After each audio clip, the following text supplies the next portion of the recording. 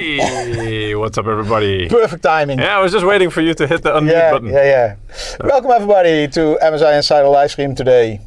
I'm Peter. My name is Erik, and we're going to talk about notebooks today. Yeah. You have one in front of you. I have one in front of me. This is my own laptop. That's not the one where that's your work laptop, right? Yeah, but actually, notebooks and laptops totally different, right? What is the difference? You don't want to know. I know, but you don't want to know. There's a third category, and that's actually the one that desktop replacement. Oh yeah. Actually, we have few today. I was going to say that's the thing that is the category that. Welcome, everybody. I'm hoping you are enjoying your holidays. Yep, we did. We were away for a couple of weeks. Yeah, 2 weeks. That's why we skipped a week. That's why we look so tired. No, just kidding. No, I'm actually, Peter. I will be honest with you. I went away with 2 kids. I came back with 2. Yeah, I was gonna say, right? Yeah. No. Come back with. But I'm here to rest. Yeah. I'm here to relax. Yeah. Holiday with kids is not with children. It's not for. You don't say. I have 2 as well. Yeah. So. Anyway. So if we're a little bit slow, it's because we're relaxed. Yeah, exactly. So we do this to relax. So guys, please cut us some slack. You're here to chill with us, right? So we're going for the chill vibe. Outside it's here like 35 degrees. Yeah, I just looked it up what that is in Fahrenheit because I have no idea. We do Celsius. 80? No. It's actually in the 90s. So it's like 90s. 95, 97 degrees Fahrenheit, something like that. But yeah, so it's a hot day. That's considered a hot day here in the Netherlands. And we will not have an air conditioning war because I won last time. Yeah. Sure. Okay, we have a giveaway. Yes. As always. We're giving away Steam wallet codes. So if you want to win one, you go to either our YouTube or Twitch chats, and there in the chat every 5 minutes, our chatbot is repeating the Gleam URL. If you go there, you can participate and you can win one of the Steam wallet codes, which are always nice to have. So let's jump right into it because we started. Okay, I see already one comment, and I understand it. Shadow Screed is saying a desktop replacement with a competitive price is what I'd like to hear. Competitive, they're still competitive. I was going to say, in the current market, is that what we mean? Or? No, I mean that can still be competitive relatively to desttops. It doesn't mean it's cheap. Yeah, no, indeed. But yeah, it's not looking good. No. Anyway. And pricing will only increase. I mean, you see all the rumors online. That's the news we're hearing as well. Yeah. So don't wait if you want to buy something. It's not the advice. No. I'm not an expert, but what I see in the market. This is not financial advice. Yeah, but you see it from all sides. Memory lines are booked full until into 2028. So that's the coming 2 years. Yeah. And price. All the components are increasing in price because of that. AI. Yeah. But that doesn't stop us. We're going to talk about. Yeah, let's focus on the product for now because the price really is out of our hands. But what we do have in our hands is some really nice products. Yeah, so we're going to talk about the HX laptops, which are normally the more high-end notebooks, 55-watt CPUs normally, and this is one of them. Exactly. So this is the Raider 16 Max HX, indeed. So it has the one of those new HX processors in it. We're going to talk about the segmentation a little bit later as well. First unbox it? Yeah. Let's first show you some eye candy, and then but we're going to talk about the segmentation as well, where the Raider falls in or slots in, basically. Then we even have some. Did you replace this? Oh yeah. Okay. Sorry. You did good. Yeah. Good preparation, Peter. Yeah, okay, so straight away when you unbox it, there's something that catches the eye, and it's not even the product itself yet.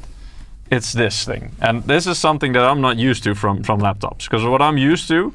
Please give me. Sorry. Yeah, no, but what I'm used to from laptops is basically that they say, don't touch it. Other than, the front or stuff of it, don't you dare open it up. And this one actually says, hey, we actually made a very easy hatch for you, which only requires 2 screws. And then you can access and upgrade your SSD, your storage, or your memory. Admittedly, at the moment, that's also maybe not the most attractive in price, but still, it's nice that we now offer this as standard.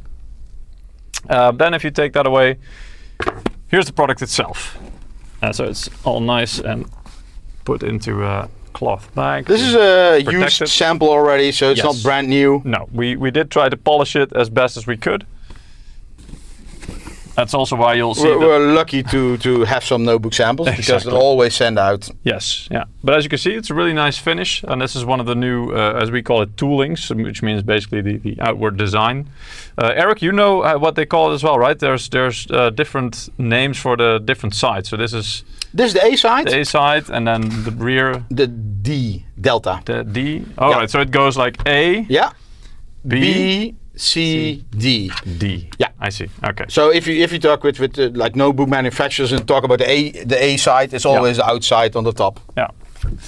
So we see here the nice Later design. I can show you that in the roadmap. We Yeah. have some color schemes and Yes. it's also 1, 2, 3, 4 A, B, C, D. Yes, yeah, but it's nice. A lot of people don't know that, but that's so it's and it's very logical in that way because then you can very easily talk to indeed manufacturer or something about hey which side looks like what or is what color. The nice dragon. Can't have too many dragons. No, of course. Well, I mean, this one, I kind of It's really subtle. like it. Yeah, it's subtle. It's there. In the right light. I mean, Yeah. you don't see it in all different angles. Like if you hold it like this, Yeah. you obviously you almost don't see it. So it's kind of subtle. This one a little bit less subtle. You'll see later on as well. And here's the Raider. Might be RGB. Might be, yeah. And here's some Raider Max as well, as you can see. So you can see the actual model on it. Yeah. Yeah, then maybe show the I/O straight away. So two USB-C ports. Thunderbolt, Peter. Thunderbolt even indeed. So that means a lot of charging. You can even charge the laptop with this. Although we'll get into it, but yeah, it draws a bit more than the USB-C can deliver. Usually they can deliver. SD card reader, always nice to have. Kensington lock, of course. Then we go to the back. It has some nice utility on the back as well. So this is the proprietary charging port for the power brick. USB-A, HDMI, and there's a Ethernet port. I believe it's 2.5 gigabit. 2.5. So that's very, very fast. So this is quite nice that you also get USB-A on the back of the laptop Yes. because, of course, on the left Yep, side we're getting to that. There's Yeah. also two here. But if you're a mouse user, for example, and you usually have it, most people have it on the right side. So you don't want something sticking out here. So that's nice if you can just hide the cable at the back. So it's, basically it's out of the way. You have at least that option. Exactly. So there's two USB-A ports and of course a 3.5 millimeter jack plug for your headset or your microphone or what have you. Does any of you own the Kensington locks? Well, we do, but that's of course for events. Yes. It's more like a security measure. Yep. And as you know, I'm a very old guy. I used to go always to CeBIT, which is in, well, we said Hangover, Germany. but it's actually Hanover. Hanover, yeah. Yeah, in Germany indeed. It's now, maybe it's still there, the event. But I was there when people, they have, in Dutch, betonschaar. Yeah, like I don't know in the English. Anyway, bolt cutters. Yeah, bolt cutter. Indeed, they just have a bolt cutter. They whatever security you have, they cut it and they steal the laptop. So on these kind of events, especially kind big of like events, Apple Store, what they do. Yeah. Well, now they do flash rates or something, right? Yeah, something like that. Yeah. But anyway, so it's more commercial use. Companies also, for example, if you use a notebook as a cash register, it makes sense. Like Jane the Sam is saying on YouTube, Kensington locks mostly useful for stores and events. But, or if you take your product to events. So there's a lot of people who still go to LAN parties and stuff like that. Then it's always nice to have a bit of extra security that they can't just take it away if you go to the toilet or whatever. Yeah. Anyway, so that's the outside. When we look at the bottom there, we can already see some stuff going on here. I'm actually going to flip it. So we see two holes intakes here, quite nicely designed as well. Those are obviously with the fans, and then there's another fan here, which we'll see later on because there's a little bit of an intake here as well. This is for the speakers, the bottom firing speakers. And other than that, we see here upgrade to win. So this is we'll get to that later as well. But this is the panel that they made especially. I'm trying to upgrade to win. Yeah. Yeah, here you go. Yeah. They made this especially to make it easy to access your M.2, your storage, and your memory. It's only 2 screws, but we'll talk later about that. Yeah, we'll show you probably. What's also nice, Peter, is on the back and the sides you see the fins of the heat sinks. Here, yes, correct. Yeah. So you can see, and this thing it can do up to 300 watts. So that's no. Yes. No. Power usage. No. Yes. No. More? Yes. Oh. The 300 watts, later we talk about this, is for CPU and GPU combined, but also the memory. So this can actually do up to 4 something. No, Stress test. Yeah, true. But I mean, it's more indeed your CPU GPU package together has like a power budget of 300 watts. And that's quite a unique feature. Later we will talk more about it in detail. Indeed, yeah. And then on the front here we see something which later on also we'll have something nice. I mean, this looks a little bit translucent, so obviously that's something that will look pretty nice. There's some LEDs under there. It's for more FPS. Yes, obviously. And so I'm going to open it up now. And we see the inside. Nice glossy 16-inch panel. So it's a Raider 16 as well, so that means it's a 16-inch. It's a bit of a tall... Maybe we can angle a little bit, or I don't know. I'm like... Yeah, you want to see more of yourself? No, actually, I wanted to show the screen, but that's quite... maybe like this, Still. Yeah. It's a 16:10 ratio. So a little bit taller than your traditional. So this is a 16-inch, and we already had some, not problems, but with capturing, we were like surprised. Hey, where is my full screen? There's black bars on either side, so you'll see that later as well.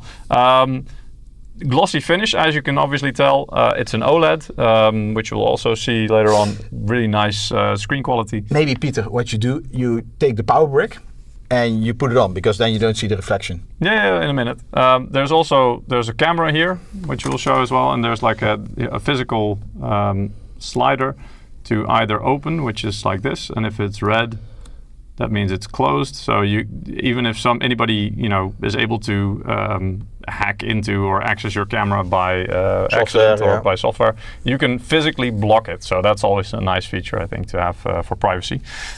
Keyboard-wise, it's a full layout pretty much. So that means it also has a numpad at the side. It is missing, I did see a right side control button, so they did have to sacrifice that. But instead of that, what you do get is full-size arrow keys, which is also nice.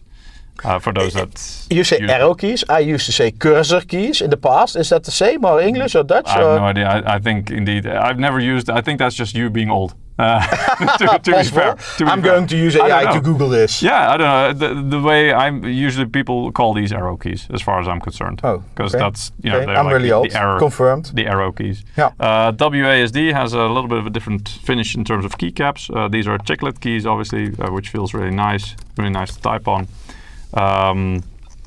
Also a pretty big trackpad, so it's very wide actually. Also tactile, so nice and clicky, especially towards the bottom. You can actually see that. SteelSeries keyboard.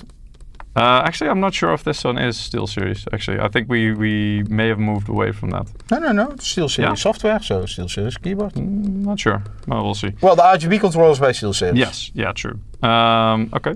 And you can already see a little bit of a giveaway here. So Intel Core Ultra 9, GeForce RTX, and some HDMI stuff. Let's maybe talk first about the CPU. Go ahead. I will. Oh wait, before we do that, maybe also show the power brick, because then we're pretty much finished with the unboxing. So we don't know. It's mobile. It's a sample, so yeah. There can be more in the box. We don't know. Yeah, usually I think there will be a bit more in the box there. Yeah, but at least we have the power brick, and this is really like a brick. Yeah, this one is pretty heavy indeed, but that's also because 300 watts in a laptop configuration, you don't see that very often. This brick is 400 watts. I know. Because you also need, 300 watts is the CPU GPU configuration. This one indeed is a 400 watts, but that's not the maximum it can do. Little spoiler alert. So it can actually go beyond that. This is 400 watt, 80% efficiency. Yes, correct. Yeah. So it can do plus 20% up to about 500 watts. Yeah. In a peak power draw. Without burning down the building. Should be, yeah. Indeed. We're going to test that. Yeah, exactly. Yeah. Here's the, I would say, proprietary power connector as well, so it's not a standard one, which is indeed at the rear of the laptop. Maybe it's like USB, but you only have to try one time. I actually had to look because the shape is quite similar. It's physically a little bit smaller, but yeah. And it looks to have rounded corners or not? Not really, and you can only plug it in one way as well, because on one side it has these. I wonder if the weight is 3 kilograms. Well, in fact, Tom, later we have something even more heavy. Yes. Yeah. But yeah, so basically. Is this 3 kilograms? It's possible. Something like that. I don't know, but possible. Yeah, I think we have the specs somewhere. But yeah, basically you just plug it in. And can you turn it around? See if that works? No. Like USB? I think so. Yeah. Okay, so that's it's like a Type A. Type C. With Type A with Type C compatibility. Something like that. And only power. No data. No data. Yeah, exactly. Yeah. Okay, thank you. Let's quickly talk a little bit about the CPU. Yes. Because Intel last year already they introduced the Core Ultra 200 series, also on desktop. Beginning this year they had a small refresh, and that's what we're talking about today. On mobile they call it HX, and HX. If you talk about Intel notebook CPUs with HX, you know it's the 55 watt segment. So this means by default your CPU is doing 55 watt. This is the most high-end CPU from Intel on mobile. They also have 45 watt CPUs and even going lower to I don't know 12 or maybe even 8 nowadays. So today we're only going to talk about the 55 watt CPUs. So beginning of this year Intel released a refresh with 2 new CPUs, the Core Ultra 290 HX Plus and the 270 HX Plus, the Ultra 7, sorry. So yeah, the 290, which is in this notebook, has 24 cores, 8 performance cores, 16 efficiency cores, and comes with 24 threads. The big difference here, you see that in the end, they increased the die-to-die communication. This is like actually this is called Arrow Lake Refresh, the technical marketing name. That's how we know it indeed. That's how we knew it. Yeah, we know it still. Yeah. They did a lot of tweaks in this. I mean, the more the process gets matured, the higher frequency you can get out of it, and the more Intel or the companies like AMD as well, they learn how to fine tune their silicon, and that's why one of the things they did is the die-to-die communication. This has multiple dies, a GPU die, MPU die, and the CPU die. So. Yeah, they increase the communication between it. So this has a lot of different things you already know from the mobile platform. And in the past, mobile platforms were really behind desktop. But nowadays, actually, mobile is introduced first with all the new cores and all the technologies.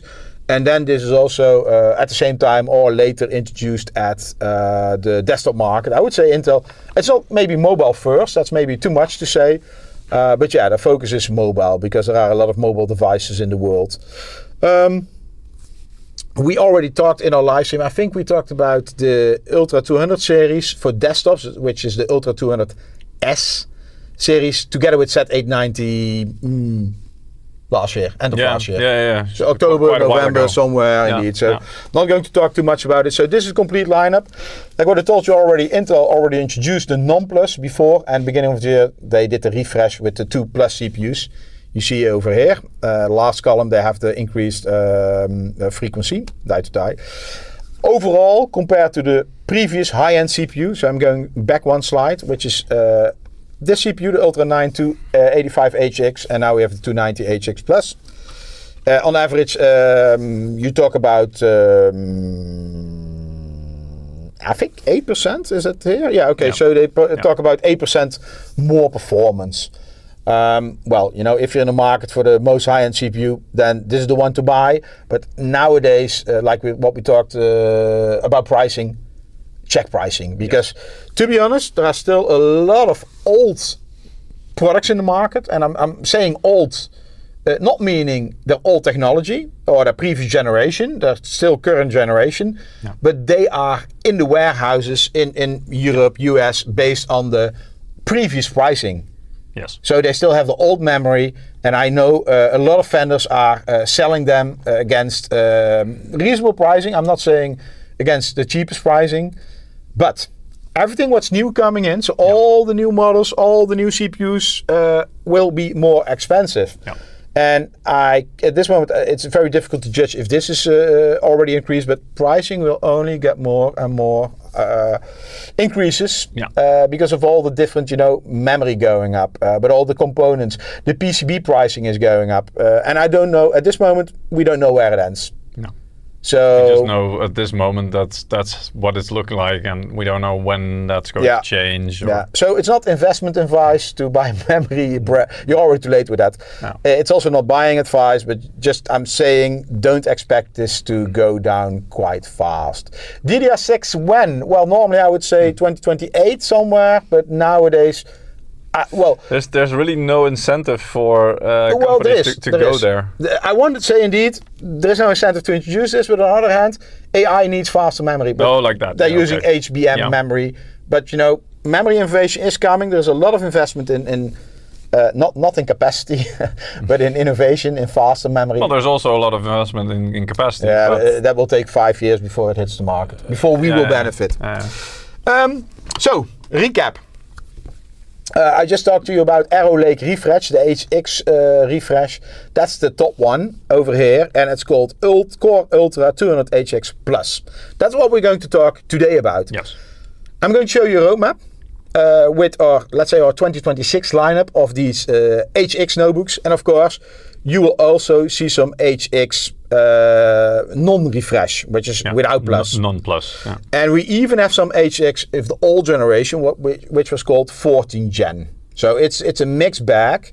And of course, the most high-end one will use the new CPUs. In entry level, you see the 14 Gen, and maybe we even have some 13 Gen or something left. If we go to the middle of the slide, you see Panther Lake. Well, everybody thinks Panther Lake is the newest platform. It is one of the new platforms, but it's limited in power. So it's not meant for the top gaming platform. Yes, there are Panther Lake notebooks combined with a GPU, but normally not like a 5080. We talk this notebook over here we're going to talk today has a 5080 or even 5090s. So Panther Lake normally is more mid-range, but it's very power efficient. Exactly. So that's the benefit of Panther Lake. That's great, especially in mobile platforms as well. If you're going for something that you want to use on the road and you want to be able to use a long time with a battery, then something like Panther Lake has huge benefits because of the power efficiency. Yeah. So let us talk a little bit about our lineup. So again, today I removed everything from AMD. Not because I hate AMD, but I want to focus at our Intel lineup. Otherwise, we're going to be here for half an hour. Yeah, so. We're not. Probably we already are. Yeah, maybe. We're not sponsored by Intel today. Never actually, or AMD for that matter. No. I removed all non-HX notebooks. So everything 45 watt, maybe there are some in, but everything like 28 watt or 2015, everything that segment I removed. I want to focus at gaming, high-end gaming notebooks. Yeah. Maybe bad time because pricing is awful. Already talked about that. So at the bottom, I would say the 2026 lineup of MSI, we have the Cyborg, and here you have two different Cyborg notebooks. Actually. Oh, you want to take it out? Yeah. All right. I have one. Yeah. We got some samples, so here is one indeed. Yeah. So Peter, maybe you can hold it up. Yep. And compare it against that notebook. So Cyborg is a 15-inch notebook, and we have two different versions of it: the Cyborg 15, Cyborg Max. There are also AMD Cyborg notebooks, and this typically comes with a Raptor Lake H, which is a Raptor Lake Refresh, which is the 45 watt. So this is a Cyborg here. And we can also... Yeah, maybe with the mobile cam we can show a little bit better. Let me swap them around.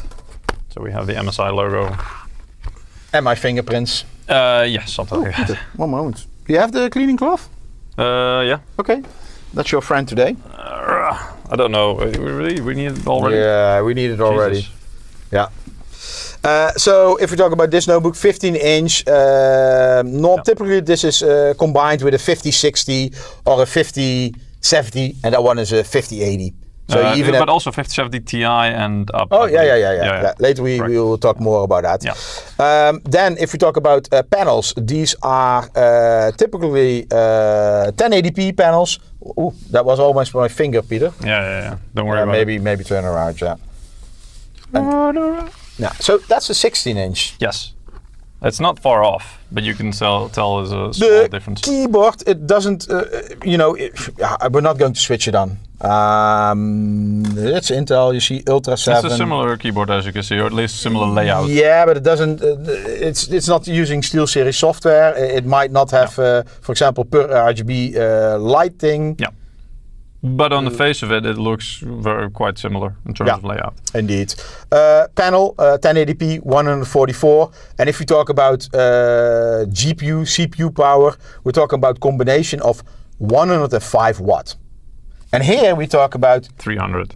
Well, more. 300. 300 for CPU and GPU combined. Correct. Yeah. So let me go back to the slide. Let me see if there are any questions. Hi everyone. Hello. If you can touch it, yeah. Can we also show a little bit the difference in terms of the build? Because this one has a bit different... Oh yeah, but I don't want to spend too much time here, Peter, because we have so much to talk about today. We can... Peter, just very quickly, question in the chat. Can you feel the dragon? What do you mean? Where? Yeah, On which one? On the Raider over there. If you touch the lines, can you feel it? Yeah, but only very slightly. It's not very... Peter is too sensitive. Let me touch it. Oh, it is. Yeah, you can. But it's more because of the difference. Like there's a little bit more, how do you call it? Resistance on the shiny parts, let's say. So when you move your hands across it, it's not like it stands out. It's not like bumps. But it's more like you feel the difference in the finish, let's say. So the shiny parts, they offer a little bit more resistance. So that's how you feel it, indeed. So Peter, what do you want to compare of this one? Well, not really compare, but I kind of wanted to show that the design of this one looks a little bit different as well, because you have it's a very like a not brushed, but like a matte finish. But it looks quite nice on this one. And then on the edges you have this semi-translucent edge here, and here as well, and that actually goes all the way around. So transparent bottom. Yeah, well, a little bit like that. I mean, it's not really transparent because there is some shielding going on, obviously, but it's pretty cool. This look, I like it. So you can see here it's like 15-inch MSI True Gaming. One disclaimer for today. There are a lot of different cyborgs in the market, which means the tooling can also be a little bit different. Yes. So don't think if you buy cyborg that each of them gets this. No. Please check it before you buy it. Yeah.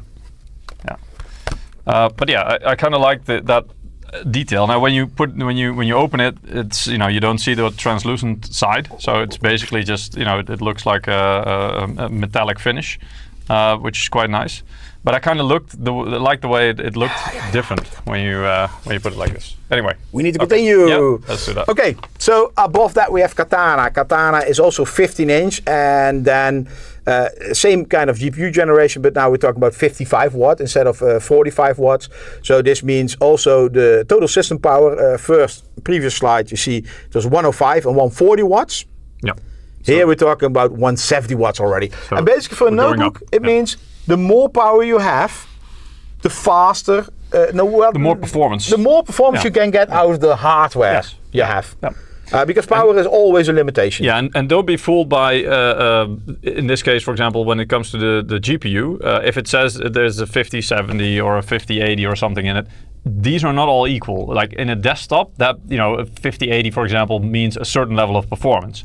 With laptops, it can differ, and it really depends on the wattage that's allotted to that GPU. So the higher the wattage that the GPU can handle or gets in that certain model, the more performance you get out of it. So it's not really decided by the GPU model itself as much as the wattage that's being allotted to it. Okay, so I had a question in chat about battery life innovations. To be honest, I don't know what we're doing on battery life innovations, but I know that most battery, because you were talking about 20-hour notebooks, etc. Most of that is a result of a more efficient platform. Yeah. So now today we're talking about 55 watt CPU. Yeah. Then we're talking also about like, I don't know, 60, 80 watt GPU. If you combine that, maximum 300 watt. If you have a battery, this will drain your battery quite fast. Yes. So it depends on the usage. I mean, if you watch movies, these platforms last way longer. Yeah. But if you watch movies on a more efficient CPU platform without maybe a discrete GPU, but an integrated GPU, like Panther Lake, for example, without discrete graphics, it will last much longer. And then you have even more entry-level platforms. I forgot the name. One moment. But there are even... Wildcat. Yeah. At the bottom, you know, to be honest, I don't know the specs, but this can be like in the 8 watt for the CPU. Yeah. Of course, you don't get a lot of performance, but for office work, or just some basic it can last longer than a day probably, depending on how much battery life you, how much battery cells you get, how much amp hour batteries you get. So very difficult question to answer. There are innovations in battery life, of course. I'm really into electric cars and batteries, home batteries, but you know, that will go slow. But basically all those innovations will in the end also end up in notebooks. But again, but also in phones. I mean, this is like consumer electronics. This takes a while. Don't expect big steps from that. Not yet. The big steps now are more efficient platforms, more efficient CPUs. Yeah, but it always goes like that, right? So there's basically, it's like within each generation, you usually get like at first it's a big step in terms of efficiency, and so you get more efficient CPUs, GPUs.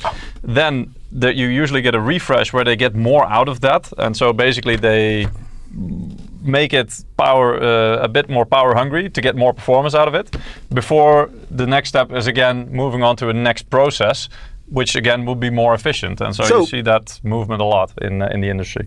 I managed to also have a Katana notebook, Peter.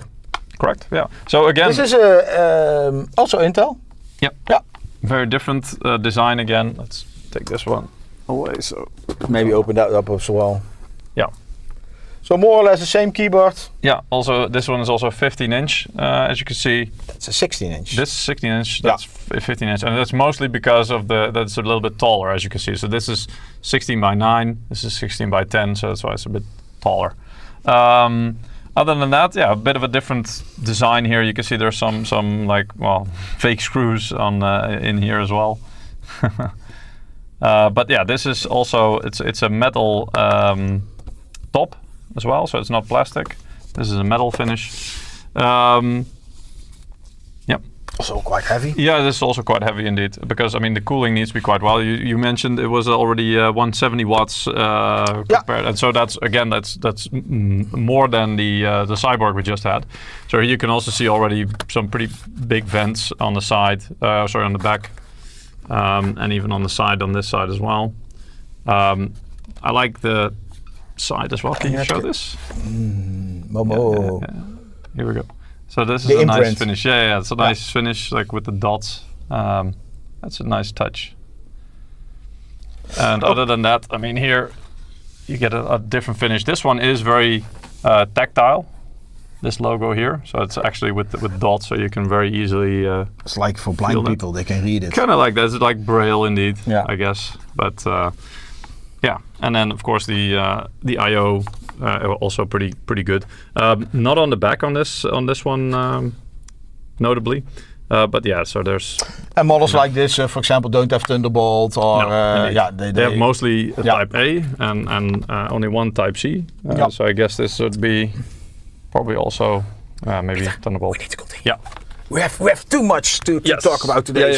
Sorry, we need to continue. So then above that. We have the Crosshair series. There you go.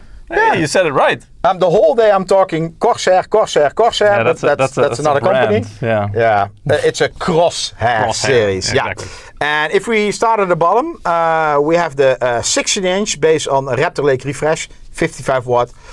Then we have a limited edition. This is the MLG edition. I think we're also going to sell that in Europe, by the way, in short term.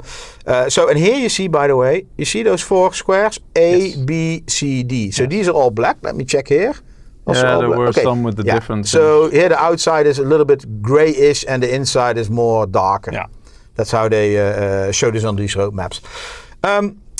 So these are the 2 HX. Then we have the 16-inch HX Max. Do we have that one, Peter? Is that? I don't know what I have. Did we have the Crosshair? Yeah, but it's probably, is this AMD? I guess so. Crosshair Max, yeah. No, also Intel. Also Intel, yeah. What a wonder. Oh, this is 18-inch. Is it? No. I don't know what. I think that's 16, actually. I don't know what they gave us. It doesn't say. No, it is. Yeah, that's 16. Oh, yeah. 16 max. Yeah, HX. Okay, cool. Yeah. So these two are quite comparable, and you can tell. So this one also comes with the Ultra 200 HX Plus series, 55 watt CPUs. This one can be combined with the 5060, 5070, and the 5070 12 gig. Of course, when you go to your market, your reseller, it's not like you can say, "Oh, I want this GPU." It's not built to order.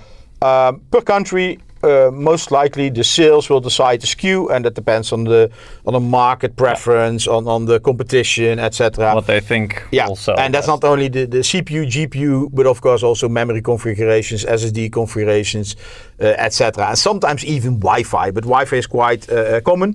But in some cases there is a shortage for a certain module, and then it gets in this case, what do they have? No, they don't have Wi-Fi 7, so maybe Wi-Fi 6E is in shortage, and you have some SKUs in the market with Wi-Fi 7. It's possible.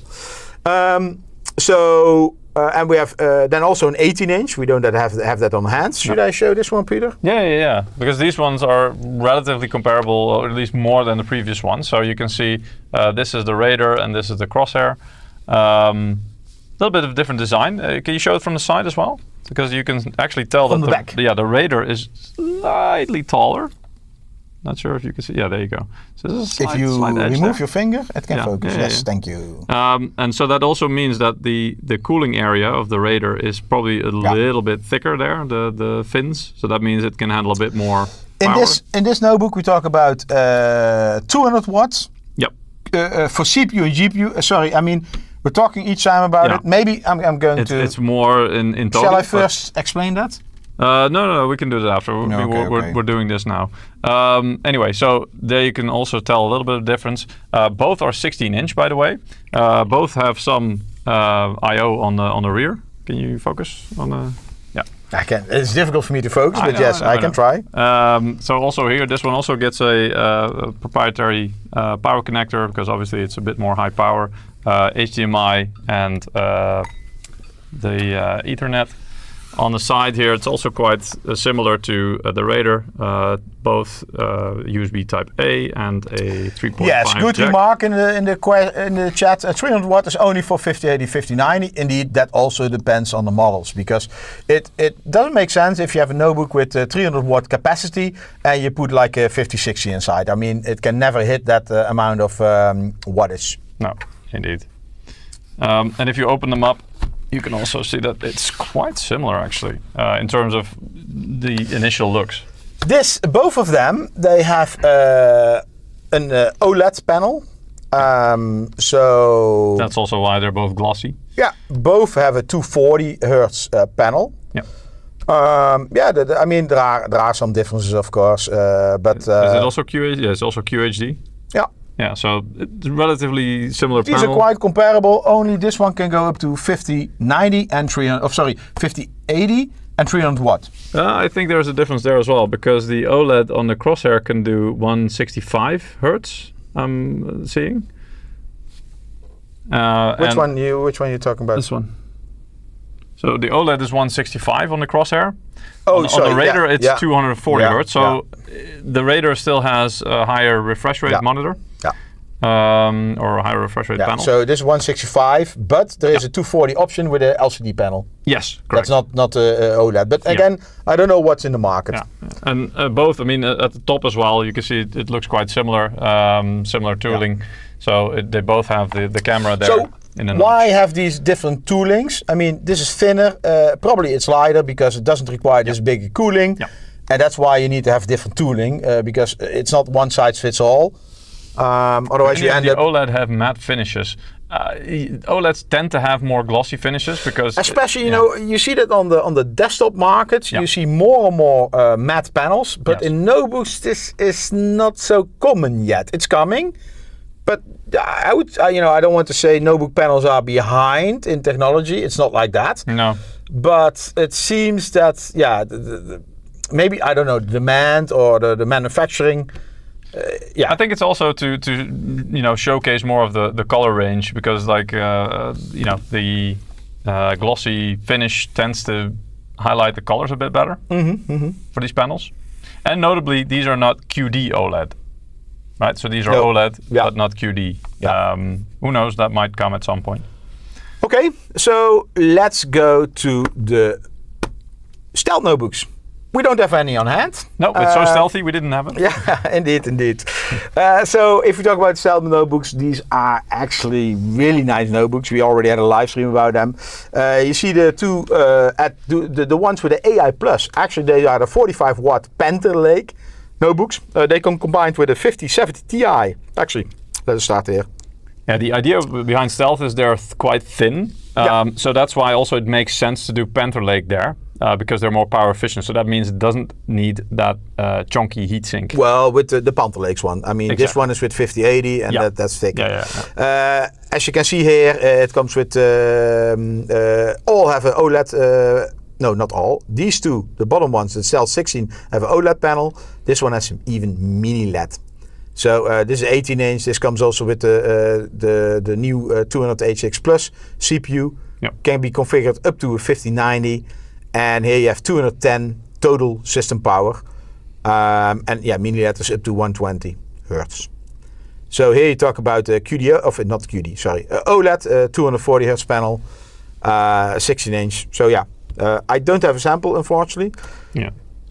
Today we're going to talk about Raider. Yeah, this is Raider, huh? This is the model you have here. Raider Max, actually. So if you look at the lineup here, you actually see two different sizes, 18 inch and 16 inch. We have a 16 inch here. And you have the Max and a non-Max. The non-Max were introduced last year, and the Max are the models which are added this year. They have some innovations and changes. And one of the biggest ones is the total system power, because we can go up to 300 watt. So I'm going to skip this because we're going to talk a lot about this in detail later on.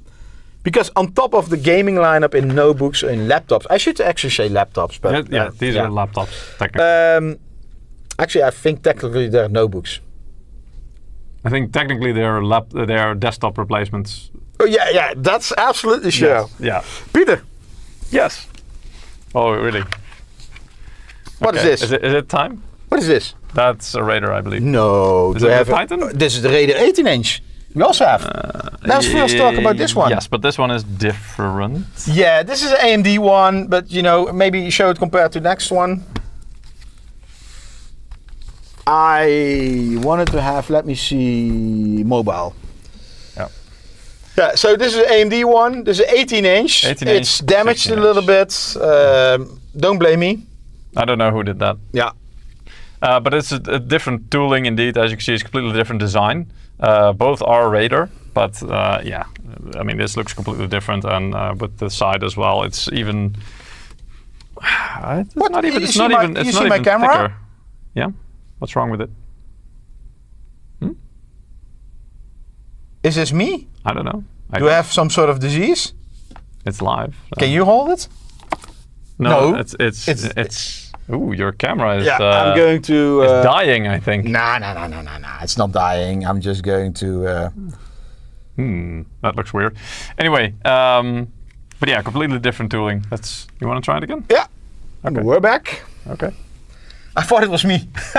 I thought I'm dying here. I thought it was you as well. I was assuming it. Without a doubt.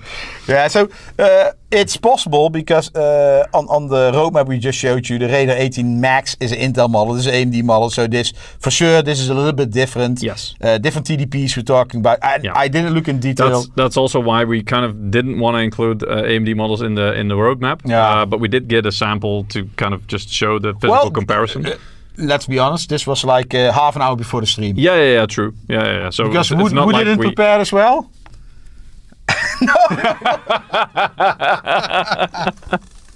I was pointing at Eric, not at you guys. Just for clarification there. Anyway. I mean, you wanted to do the comparison, so yeah. But yeah, also quite nice I/O, as you see, quite comprehensive on a model like this. On the rear as well, here in the middle, if you didn't see this clearly. Yeah. And then here as well. So also with a card reader. Yeah, you see, the more high-end, the more ports. Yeah, well, you have more space for it physically, so that tracks. But yeah, this is AMD Ryzen indeed based. Does this have mini LED? I don't know. Can we see? No, it doesn't list it here. It doesn't say indeed. Anyway, there's a huge battery. Yeah, well, it's big, so yeah. That's not a surprise. Anyway, let's put this one away Yep. because I have something else for you. Ooh. Ooh. Let us go here because we were talking about Titan. Titan is the top of our series. So basically, so far we've gone. See what I found half an hour before our stream? Entry level to the high end, and so we've arrived at the pinnacle. Maybe I think the chat is actually stuck, so I'm not sure. Can you, if you can click? I think maybe you accidentally. Oh yeah, me and accidentally. Right. It's a pity you don't have a scale. Yeah, we should have. But I went on holiday, so I don't want to know my weight. Yeah. Or a banana for scale. I don't know. Yeah. Like we can do the weight in bananas, as we do the size. Right. So this is the what's it called? Titan Norse. Draco Epic. No. This is the Norse. The Dragon Edition Norse Myth Edition, indeed. So this is a special edition, indeed.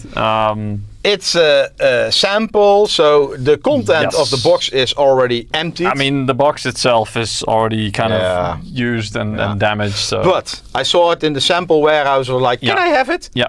It's non-functional. It's all the. It doesn't turn on anymore, right? I think they mentioned something like that. So, but yeah, let's open her up.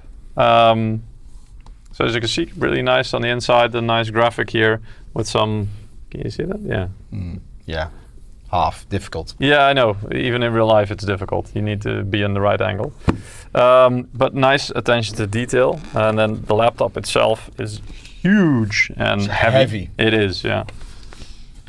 And very, very pretty as well. Look at that. It's a work of art. Yeah, maybe first show the box and we can remove the box. All right.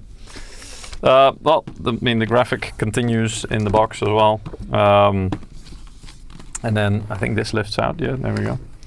And there's yet more here, so there's a bit of an explanation to the theme. And then, how does this open actually? No. It's like a drawer. Oh, like that, yeah. Okay. But like what I already told everybody, it's been looted. Robbed, yeah. It's been looted. Yeah. So basically, there's a mouse pad inside. Yeah, there's leave that, Peter, because it doesn't turn on. Well, so I know, but like when you talk about chunky power bricks, this is one of the chunkiest of power bricks. What is it rated for? I just want to check. It is rated for. It's not too bad. So the output, no, 329.6. That's oddly specific. Yeah. But yeah, 329.6 watts. Away with the box. Yeah. It's a very sturdy box, though. So when you buy this, you get a gift. Yeah, there's always some goodies inside. Yeah. In this case, they've been looted. So, yeah. Yes. You know, I want to show this notebook because this is the most high-end we have. And especially this one, it looks really awesome. It does, yeah. And this one, it's maybe difficult to see. Yeah, it is with it's quite bezeled. but really thick. It's not like maybe can, 1 millimeter or something. You can really feel it indeed. Yeah. The tooling and the standing out.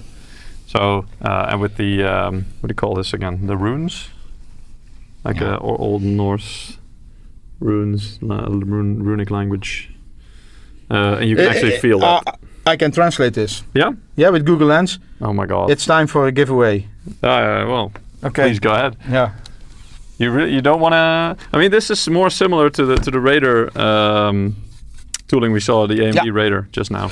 Actually, Raider and this laptop have the same tooling, but the configuration is a bit different. Yeah, and you can see massive intakes for the fans here as well, because obviously this kind of configuration really needs big cooling.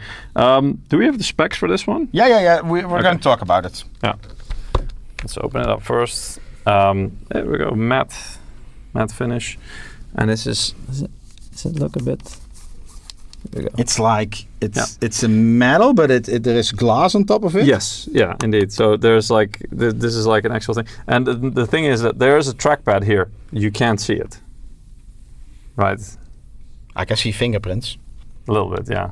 So what we maybe need to do is like this. Maybe put your finger on it. And then what? Yeah, like this. What? Yeah, and now touch it. Maybe we don't see. No. Yeah, still. No, it's not that bad. Yeah. But it's always with a lot of products, you know, the fingerprint magnets. Yeah. So this one comes with a cherry keyboard. Yeah. And this also, it's, you feel... Yeah, there's a little, it's textured a little bit indeed. It's really nice Norse design as well. Okay. Let's go to the giveaway, Peter. Yes. Later we talk more about specs for this notebook. First wants to do a giveaway, so let's we so many questions in the chat. Hello there, hello, welcome. Yes. Yeah, I would be happy the box put on my wall. It's like that, you know. It's like a work of art. They really put a lot of attention and to detail in it. I don't know. Okay, I was going to do giveaway, right? I even see Mankit, our old colleague, in the chat there. I will call your boss. You need to work. He probably is working. I don't know. Giving us views. Maybe. Anyway, if you want to participate in the giveaway, you can do so by either going to msi.com/2/insider or following the link in the chat on YouTube or Twitch. That's a Gleam link. Don't click any other links in there. And there you can participate. The more actions you perform, the better your chance of winning. It's a point system, and then it's a random draw that Eric is going to do now once he figures out how to do that. Which is 2 weeks holiday. I was how does this work? Yeah. There you go. How many are you going to do? Okay, 1. All right. So let's see if we can find out. First winner today is Crichton999. Congrats. That's not a German name? No. 999? No, it doesn't say, no, it's like numbers. Yes. 999. Crichton 999. Yeah. Congratulations. We're going to send out the Steam wallet code to you in the coming days. And again, we're going to give away more codes later on this stream as well, so you can still participate. Okay, so... we're going to continue. You saw a little bit of the lineup of the notebooks we have in our assortment right now. Of course, the configurations, which basically means CPU, GPU, memory, SSDs, and sometimes some other things, can and will change per market. Pricing, we're not going to talk about it. You know, it's ridiculous at this moment, and it will only probably get more ridiculous. It's also unpredictable. And it's unpredictable, so check for that with your local reseller. Yep. You know, we're never too shy to talk about pricing, but it's when it makes sense. Yeah, in this it's case, you know, it's day by day. It can change. So talk about the specs. Which one is this one? This is the Dragon. Okay, put it away. No, keep it here. Oh. Make up your mind. Yeah, we're going to talk about Raider. Put it away. Yeah. No, keep it here. Put it away. We're going to talk about Raider. Okay. Because, like what I told everybody, we got these other notebooks just a half an hour before the live stream. So we prepared everything for the Raider. Yes. That's going to be the main model, and I quickly added some extra slides in when we have some differences for the high-end one. You can take that one as why? well, Peter. Yeah, why? Because Peter doesn't know that. He was working over here. I was on my desk. Yeah, I was troubleshooting some technical difficulties that we had. There's always dust on here. Yeah. Anyway, okay. Okay. Go ahead. One moment. What do you want to show? One moment. Need to check something. Oh. So I don't dox anybody. Especially not myself. Well. We go to the PowerPoint. Okay. So we already talked about the CPU platform. Arrow Lake HX Refresh. So all the models you saw today, most of them, they have this. They have the option to buy it with this CPU. Again, check your local markets. Here it says 10%. We just saw 8%. I don't know where they got this 10%. You know, I just took some slides. That's Later we will do some benchmarks if we have time left. Should be. But for real benchmarks, you know, don't look at us. Don't look at this PowerPoint. Go to your favorite media reviewer. Yep. YouTube or whatever, and check their videos. We're just giving a quick overview, indeed, not really a comprehensive review, because again, that's not really our job. Others do that way better than us. So these notebooks, they come with RTX 50 series, all of them. Probably there are still some models in the market with a 40 series, maybe even a 30. Then we talk about 3050, 3060 GPU mobile. And these are the laptop series. So most of you probably know, but still I'm going to explain this. The desktop versions of a 5080, for example, is different than a mobile version of a 5080. Yeah. And that's also why the 5080 has not a mobile in the name, but laptop. Also, if you go to the NVIDIA website, the MSI website, you can clearly see this. And this has to do with power limitations. Because a laptop, you have first of all the battery, and second of all you have the brick, and the power brick, Peter already showed you. Yeah. It can be quite massive. So gaming on a laptop, it's I mean, it needs some remarks like, yeah, you can do that. Best, and later we will also show you, best connected to the power brick. Yeah. Then you get full performance. You can do it mobile, on the road, wherever you want. Yeah. You can even do it on the battery. But if, and there are a lot of buts. Yeah, but also, as I explained before, like, don't, with mobile or notebooks, don't focus too much on the 5080, 5070, whatever the GPU is. Check the power usage it can do. Because, for example, 5080 can go up to 175. That's the top configuration or the top power usage it can do. There will be notebooks out there with 5080s with lower power budget. So that means they will perform less. And so, 5080 isn't 5080. It's not equal everywhere in notebooks. That's also why in MSI we sell gaming notebooks, and we take this in mind when we design the notebook, so they have enough power budget in order to actually play these games. Because what Peter said is true. And this can be go in two directions. Either you have a powerful GPU with a limited budget in power, which means it cannot take full potential. Yeah. But the other way around is you have a less powerful GPU with a high power budget. I mean, that's also not efficient at all. So, I mean, DLSS 4.5. I'm going to skip this. These things help, and actually, this is for laptop gaming. True. Like in the past, when before the days of DLSS, laptops were always a bit hamstrung because you're in a smaller form factor, and so they could never really match the performance of. I skip it like not important. You say it's a killer feature, but it's true. No, it is, because especially for laptops, it's a really big game changer, because that means suddenly now, with especially not just with DLSS but also with frame generation, with games where that makes sense, this it suddenly makes games playable at pretty high FPS. So because now you have a panel in this Raider 16 Max, for example, it has a 240 hertz panel.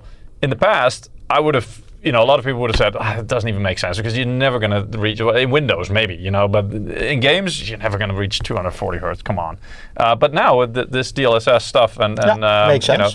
You can actually get there quite reliably. So yeah. Okay, AI something. I said it. Okay, next.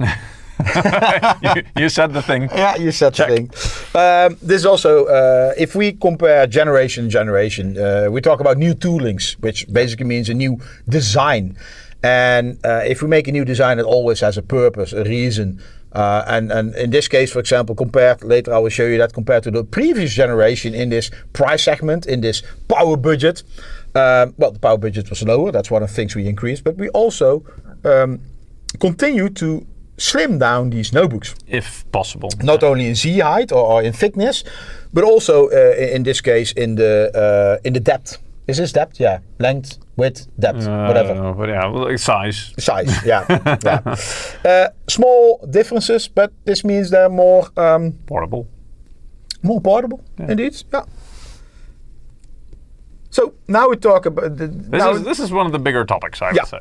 Yeah, this is critical for gaming laptops, what we talked about. And here we have a visual which clearly indicates this. So the laptop, this Raider, which we have here, comes with a 400 watt power brick. And this is actually 400 watt, 80% efficiency. So basically you can draw 20% more. And Peter, you said it was 500? Yeah, makes sense. Up to about 500 watts. Yeah, 480, 500. Yeah.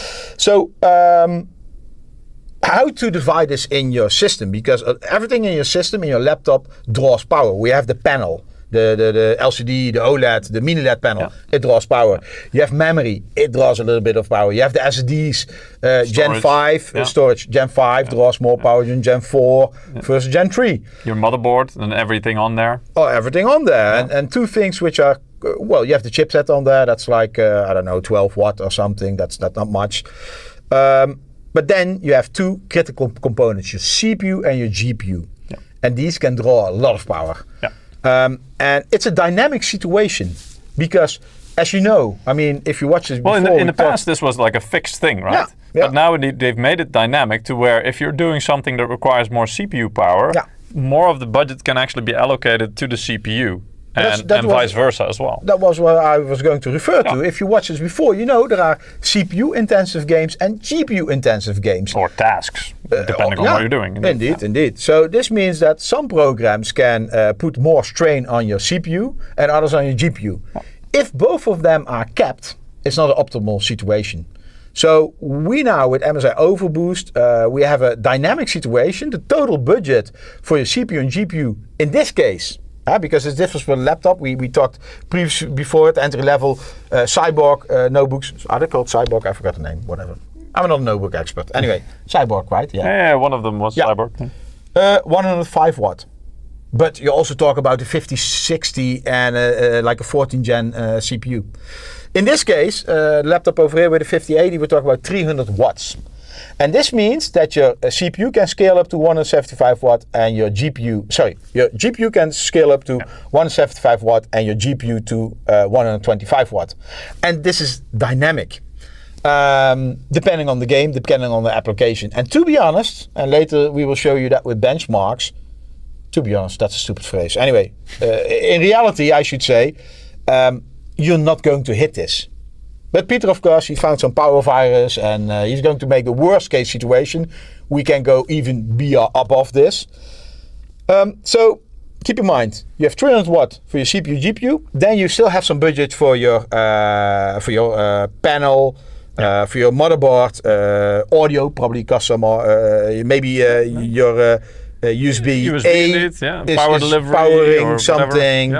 Your SSD, your memory. RGB on your keys on the front anywhere. So everything uses a few watts here and there. And then there is still some budget left to charge your battery. Yep. Because notebooks have a battery. Or to keep it charged at least. Keep it at the same level. Yeah. And depending on the different situations, the amount of power which is available for charging or which is available for your CPU and GPU will differ. And for example, you can also play games on battery. Do you then have 300 watts available? Yeah, I mean, possible, probably. But how long will it last? Because it will draw your battery empty in like a few hours. I don't know. Not a few hours. Sorry, you know. Even faster. Probably faster, you know. I didn't calculate for this specific case. We have a 400 watt power brick. You can also game on like a power adapter, a USB power adapter Type-C, power delivery, 3.1. 140 watts, 100 watts, 65 watts. Peter has a 65 watt power. Yep, I brought one. It's basically my phone charger. Yeah. So we're going to use that later. We'll do some benchmarks to show you the difference, what the impact is. Yep. But basically, I can already tell you the conclusion. If you want to game at full performance, make sure your power brick is connected. Yeah. Cooling. I mean, all this power generates heat. Logical. So it needs to have good cooling. Peter. Yep. Maybe we're going to open it up. Already? Yeah. I mean, why not? Before the benchmarks? Before, Wow. It's like that today. Okay. I see Peter doubting. Well, usually we do it the other way around. I mean, we're going to skip some sides. I mean, we didn't check what kind of. Maybe first show the upgrade part. Yeah, I was going to say that makes sense indeed. So, let's see. Here we go. So we have the upgrade to win, right? And so the little hatch here for the upgrading, and there's 2 screws here. So let's quickly take them Can off. the cooling handle that all? Yes, I mean it's designed to do so. Yeah, it's designed to do so, and that's why it's important to have a logical configuration. Will it be quiet? Yeah, we'll see. Cooling requires Exactly, especially in laptops like this. Anyway, you can see that the two screws, actually they are, as they call, captive or something. So basically they don't fall out, which is nice. Not sure if you can see that clearly. They will stay on this thing. So once you pull that out, and it really is as easy as that, there's even a little bit of space here to easily pull it out. And here you can see you can very easily access your, this is your storage. So this is an M.2 that's in there.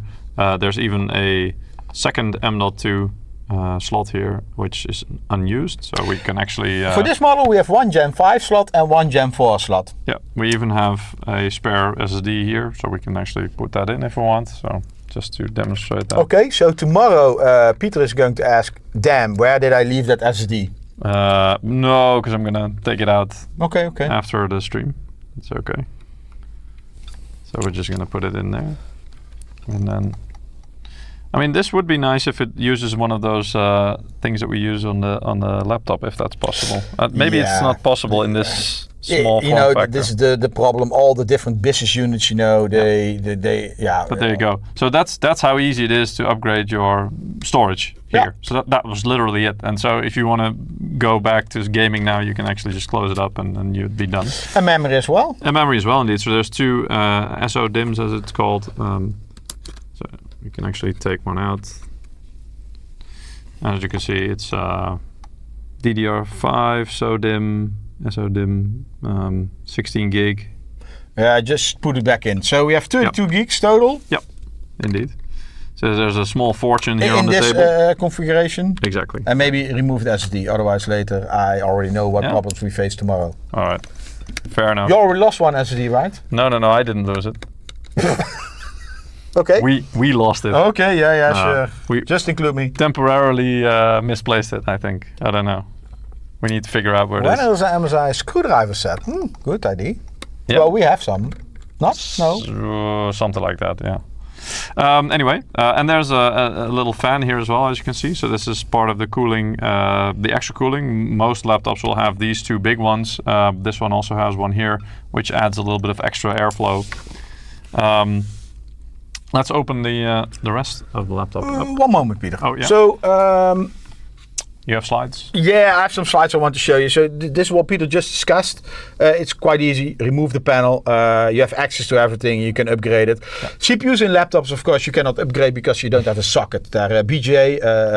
They're soldered on. Indeed. If you manage to remove one, yeah, good job. Yeah. You've don't call our RMA center, please. Exactly. In the past, you had MXM, and there were some rumors you could upgrade the GPU, but the reality was really difficult because, like what we told you, each GPU has different power requirements, so also needs different cooling, and that's why it wouldn't be a good idea to put a higher power draw GPU in a laptop chassis that couldn't handle the power supply, etc. You can have a bad time if you do that. So this is one of the benefits of MSI. You can upgrade your memory and your SSDs. If we look at the Titan has 4 SSD slots. So there's one Gen 5 slot and 3 Gen 4 slots. And you can also put it in a RAID configuration. So that's the benefit. If you look at storage what would that do in this case? A lot of form in pricing. Is it no? But like in a RAID config, is that basically to increase speed, or is it also for data integrity? Yeah, you can choose backup and stuff like that. Because there's different RAID configurations, right? Yeah, 5, 10, 15, whatever you want. I always forget. So what is 5? Do you know? We have too much content. Yeah, I know. Okay. And you have just a bunch of drives and things like that. But in this case, it would be basically to speed up, and basically that means that it can write and read from to we're talking different about SSDs gaming at the same laptops, time. so we talk about speeding up, indeed. And what you typically would do is you take, for example, one SSD as your base drive for your operating system, and the games you can reinstall, and the save game is in the cloud. Yeah. Okay, so now we can open it up further. What is the maximum RAM capacity of the motherboard on this Raider? I don't know, but I would usually it's usually like 64. The max, but it depends. Yeah, to be honest, we don't know. No. Which means First of all, it's probably something like, it depends on the SO-DIMM, and I'm not an expert about how big the capacity can be of SO-DIMM. Secondly, it depends on the BIOS. So typically what I know from motherboards is at one moment there's like an innovation that Intel or AMD, you know, they can support new memory module, and then all those motherboards in that generation, like say Intel Z890 or AMD X870E, will go up in memory density support. And to be honest, we can look it up. Maybe even I'm afraid maybe even Notebook doesn't. I think it doesn't define this. No, it might be on the specs page of the So maybe you open it up further. I'm going to because I'm going to be. I'm going to check if it's on the spec page. I have the spec page over here. So I'm just removing the screws one by one. Oh, maybe I will. Let me see. Boom, boom, boom. Yeah. So for Titan, the most high-end one, it's max 96 gigabyte. 96, okay. 96. And for the Titan, okay. That's Titan. Yes. And the strange thing is, for the Raider, it's 128 gigabyte. Oh, okay, so that's okay. It's more than I thought. So actually, I would say, I don't know 100% sure, but I would say, I will film this, Peter, because otherwise I think, you know, this is quite easy. Open up this notebook. It is, but it's just a couple of screws. It's like 1, 2, 3, 4, 8. I would say that Titan can also go to 128. 11. What? Yeah, no. If it says that, I would just go off what it says. Yeah, but this is old information. Maybe, but this is just a matter of a BIOS update. If one chipset does it, the same chipset in a different configuration will do it as well. I know that works like that with laptops, or sorry, with desktops. Yeah, same for laptops. Yeah, not sure. Yeah, I'm sure. Fair enough. But it probably depends on what kind of DIMMs and etc. So if you upgrade the notebook and it's not working, blame Eric. Oh, Vectom, he has to clean his apartment. Oh, okay. That's nice. Good luck with that. Okay, hey, here somebody is saying 128 is only for the new Ultra Plus CPUs. Yeah, that's also a possibility. But to be honest, I don't think that's the case because you could be right. I mean, the memory control is in the CPU. But Intel didn't specify that in their sheets. Let me go and check if they talked about it. It could be the case indeed that they upgraded, fine-tuned the memory controller a bit.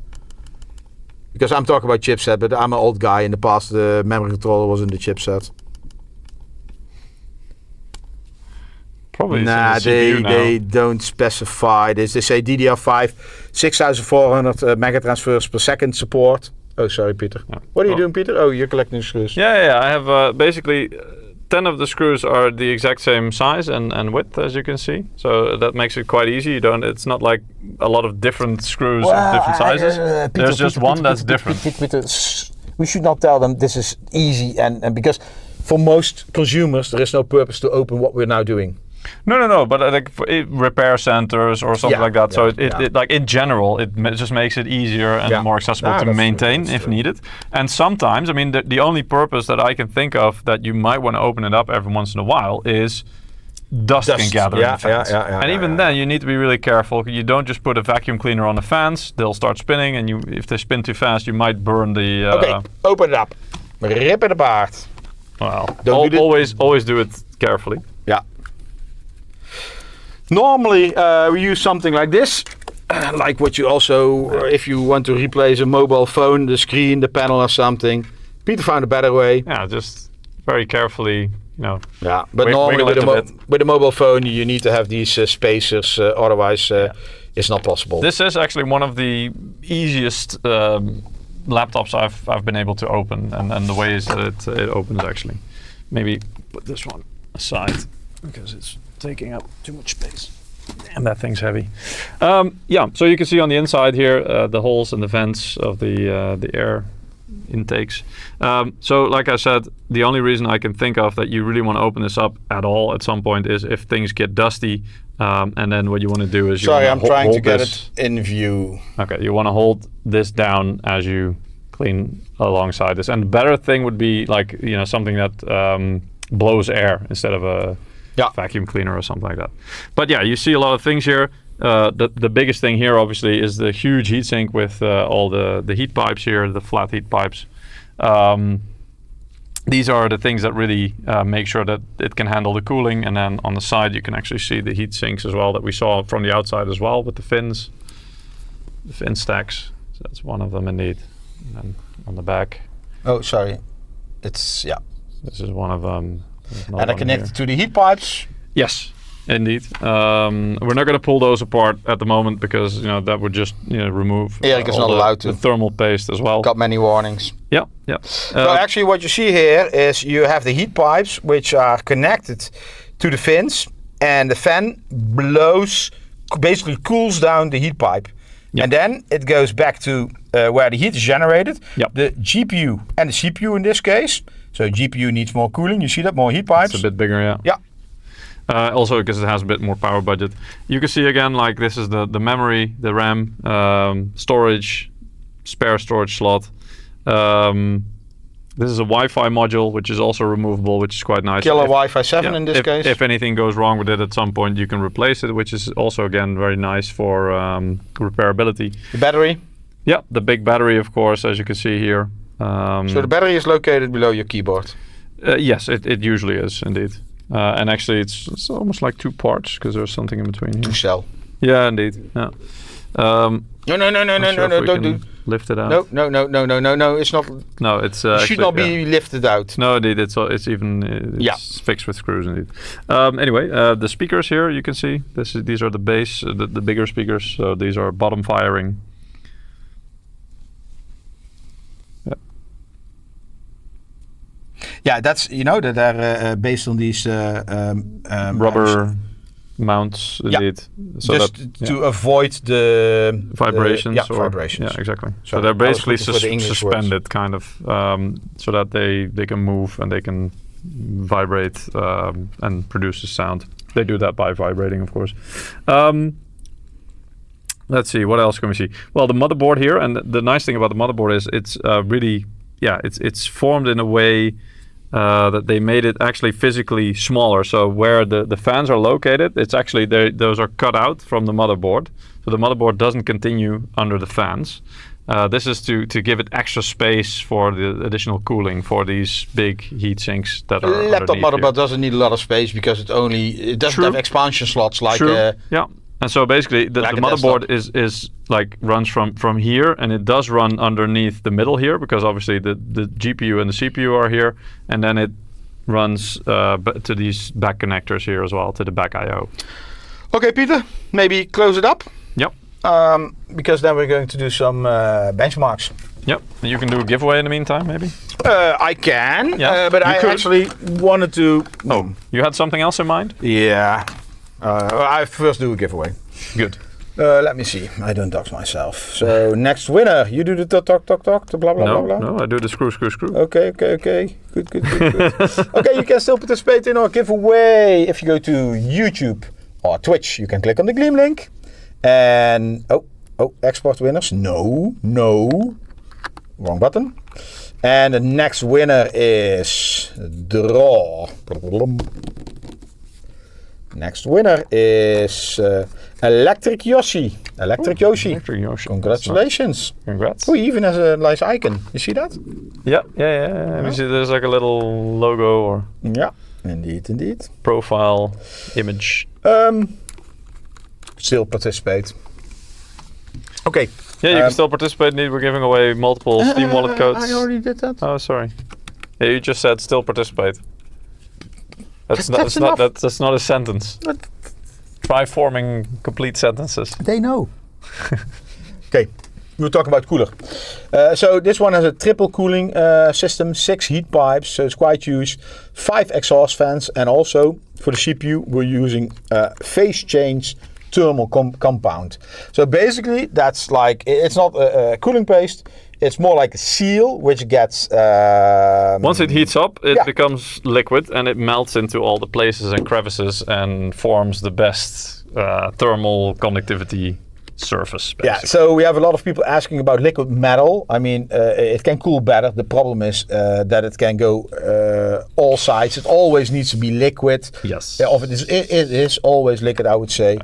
And the tricky thing there is there's mounting pressure of the heatsink onto the CPU and GPU, onto the processor, and because of that, the liquid metal tends to get squeezed to the sides in the end, and also especially with mobile platforms like a laptop or something like that. All sides in your bag. Exactly, you're moving it around. It's being it's getting shocks and G-forces left and right, and that also will affect this cooling paste. So in the end, that means it tends to not stay in the same place, and that's a bad thing, especially because liquid metal is still conductive. If we're talking about our Titan, the more high-end one, it has a different cooling design because it's bigger. It uses a vapor chamber cooler. It has some the cooling fans. Maybe Peter, you can show. Well, no, I will show from the presentation. Yeah. So if you look at it, this one has a 270 watt capacity. So actually, the Raider has a bigger capacity for the CPU GPU than this one. But again, versus competitors, I mean, it's much higher. Also has a lot more volume to remove the heat, and that's important because this one normally comes with a 5090. Let us check. And even the SSD is cooled in the Titan. Something what you don't have in the Raider. So these two platforms have different features, better cooling, but because of that, they're also bigger and more heavy, really heavy. So that's the Titan. Peter, you're going to connect it? Yeah. Okay. I'm just connecting it up. Let me go through some slides to see what we missed. Did we miss it? I/O ports we talked about. We talked about the upgradability. Thunderbolt. I mean, both of them have Thunderbolt 5, 2 ports. One port by default is doing 15 watt power delivery. And the other port is, depends on the model, to be honest, I don't know. But normally you can charge a notebook with it. But like these kind of notebooks, they have like 270, 300 watt, which you need for your CPU and GPU. They come with a 400 watt brick. The other one was 399.8? No, that was 364 quite something. Specific, you said. Oddly specific indeed. You know, I think power delivery adapters, 140 watt, yes, they're on the market, but higher than that, I doubt it. Possible, but you know, I didn't search for them, so I don't know, but I doubt. Usually the cables are also quite thick and expensive if you want to go above. Like I have a cable here that's 100 watts, for example. I've seen cables of 200 watts, but above that it gets so 200 watts. So probably then there are also power delivery adapters. Yeah, something like that. Yeah, okay. There are, but you know. Let us talk a little bit about the common panel which is inside this notebook, and then we're going to do some benchmark. The Raider is using an OLED panel. It's a Samsung panel. It's not a QD OLED. QDH Plus, 240 Hz refresh rate. Display. I think we should qualify that because you say it's a Samsung panel. It's not QD. In our monitors, our desktop monitors, they are also based on Samsung panels. A lot of them are QD OLED. So it just turns out that the panels for laptops like this are different than the panels for desktop monitors. And for laptops, it's quite easy. I mean, here we talk about 16 inch and 18 inch. We don't have that kind of. I mean, we started monitors at 24 inch. Can we not do 32 inch ultra wide for laptops? I mean, that would be. Yeah, that would be great. I mean, you'd have a lot of room for cooling then in the rest of the chassis. Yeah, anyway. You already answered the question. There's no QD OLED on laptops here, just OLED. Yeah, at least for now. Yeah, indeed. So this is for the Raider. Then if we talk about Titan, it's using mini LED. I already showed you that. So we already had a live stream about mini LED monitors. So you see the benefits comparing and them. Disadvantages. Really bright light, more than 1000 nits in this case. And it's really a high quality panel. And this is like 8K. 18 inch, 4K mini LED 120. 120 hertz indeed. Then about the keyboard. In a bit we're going to show you the keyboard, the RGB software. Both of them are using it says gaming keyboard RGB, per key RGB. So first of all, I think the keyboard is made by SteelSeries. It could be. For both the of them. thing is, like, usually it would be on the laptop itself, in the underneath past it was. So I'm confused a bit, but again, like, we're usually not, laptops is usually not our the software is SteelSeries GG, so, and it is per key RGB. So if you look at the entry-level laptops, it might have a backlight. Everything is like white light, or some have different zones, like you have a 3-zone keyboard, it can be like RGB, or it can have different effects, etc. But set zones indeed. Yeah, but this is the most high-end, which means per key RGB, so each key can do a different effect, a different RGB light. And besides that, I'm not sure if there's a slide later on, you see that at the bottom here, and Peter will show you in a bit, it also has a RGB strip, bar, whatever you want to call it. If we're going to talk about Titan, it has the same keyboard, we already showed you that, but Titan has, not the same keyboard, the same RGB features, but Titan has Cherry MX keys. So these are mechanical. Yeah, indeed. Peter knows everything about this. I'm not a keyboard fan, so... Well, we have one in the chat, I believe, as well. Oh yeah, true, yeah. But yeah, the thing is that, and this is, Titan has done this before, they even did full size, so not even low profile. This is low profile mechanical. But yeah, with Cherry MX. But we've even had in the past full size, like normal switches mechanical as well, which was it looked ridiculous. And well, wasn't that the one that had like dual 980s or something? GTX no, 980s? I think even also dual power supply. Yeah, oh, that also. Yeah. 2 power bricks. Brick, and, but that's the whole thing with Titan, right? We really try to... Over the top. Exactly. It's everything kind of what like, you want, everything what you can dream of. It's kind of like, you know, godlike with motherboards or lightning with graphics cards. It's like, you know, the best we can offer and the most ridiculous performance you can get. Audio, we already talked about it. DIN audio, two speakers at the bottom, 2 speakers at the top. Yep. Why do I not see the top speakers The top speakers are basically facing you, so they're in the bezel below above the keyboard. Dynamic audio, we will show you some software, and then the battery, this one is 90 watt hours. I'm not so good in calculating, so, you know, if you draw 400 watts, it's probably not going to last many hours. No. But you can still do some movies on it or use it for office work, and then everything is going to be in a more low power state. We're going to talk about, how do you call it? Integrated and discrete graphic switching? Mux switch. Mux, how do you call that? Yeah, it's a mux switch. Yeah, but how do you... Dynamic or whatever. Anyway, we will see. Software. We're going to show you this live. Killer software. Did you check how this works? No, I also didn't. Good. We have to swing it. Yeah. Fake it. Well, not fake it. No, we know about Wi-Fi 7, but we never use the killer software. So here... if it works, it works. I'm that kind of user. So yeah. Well, there's a lot more to it, what you can do with it. So here we are comparing the Raider with the Vector, and basically last year the Vector was in the same segment. So Raider is a new segment next to this. And here you see the differences. So the TDP increased, which means you have more performance. The total power, I should say the CPU TDP increased, the total power TDP increased, cooler improved. We went from IPS panel to a OLED. I tend to say QD OLED, but for this one it's just the OLED. Well, I don't want to, you know. It's an OLED panel, and then the adapter from 330 to 400 watt. Basically, you can get more out of it. And Peter already showed you, easy maintenance. Just open the hatch, and that's it. Yep. So, Peter, I think that is, this is all spec and blah, blah, blah, blah, you know. I'm going to skip it for now, unless we need it. I'm going to the capture.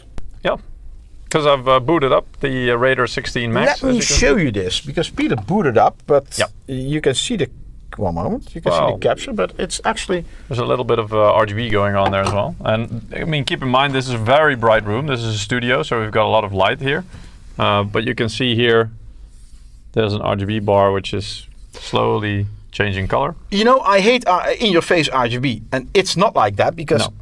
Indeed, normally you don't... You see it? You barely see it. It's a nice touch. Yeah, and this is integrated into the chassis as well, so you don't even feel this edge here, this light. So it's really nicely worked into that. And this is fully customizable as well, just as the keyboard itself. So you can, you can see it best here, and with the arrow keys, there's most of the light coming through at the top there. And the panel? The panel is really bright indeed. And this is one of the things like with the brightness. A mini LED will go over this. I mean, this is that's like 1,000 nits. Easy. Indeed, yeah. And so this is really bright. And so even outside, I mean, this is a very bright studio, but you can very clearly see the colors, and they pop nicely as well. Everybody blind? Sorry. No, not really. I don't think. No, you wanted to show them the studio lights. Yeah, exactly. So yeah, that, and then there's a little bit of RGB at the back as well, of course. So I mean, we already kind of showed you, but this MSI logo, the shield, is also RGB lit. And we go back to the capture. Yep. So let's talk a little bit about software, Peter. Yep. Which one do you want to start with? MSI Sender? Yeah, I can do that. So MSI Sender, obviously, the central software. Somebody blind. Monkit. Well, your monitor probably has HDR as well and pretty high brightness. For sure. So this is obviously the central part of any MSI system, MSI Sender. This is where you get all of the software. When you go to features, here are all your most important software features as well. Now on this Raider 16 Max HX, the most important part would be, I mean, you can use the AI engine, but the user scenario. And this is really where you can tune the laptop and its performance to your liking. I was doing some testing earlier, and I noticed that, you know, despite the 300 watts that was advertised, I wasn't really getting anywhere near that, and that's because it's in the balanced mode. So if you want to get the most out of it, in terms by the of way, performance, I need to check if it's working, but we should have the power use on the screen. It is. It's on the top right there. Yeah. So it says current. So the current is 3 amps, and the active power at this moment is 62 watts. But that's Peter is not doing anything. No, indeed. Yeah. But if I want to do more, let me see if this also works in the mobile view. Yeah, it should be. Then I have to go to the extreme performance profile, and then there's even another toggle here which says Apex mode, and that's basically, it will give me a warning as well. So it might increase noise and temperature, might slightly influence battery status, and slightly influence charging efficiency, because obviously it won't leave much headroom for the battery to charge, which in this case is not needed because the battery is fully charged, as you can see here. 92%. So but this is really fine. If you want to squeeze all the FPS out of it. Correct. Yeah. So this is really full gaming mode basically, and you'll notice that as well once I do anything on it or start a game or a benchmark. The fans will really start spinning up.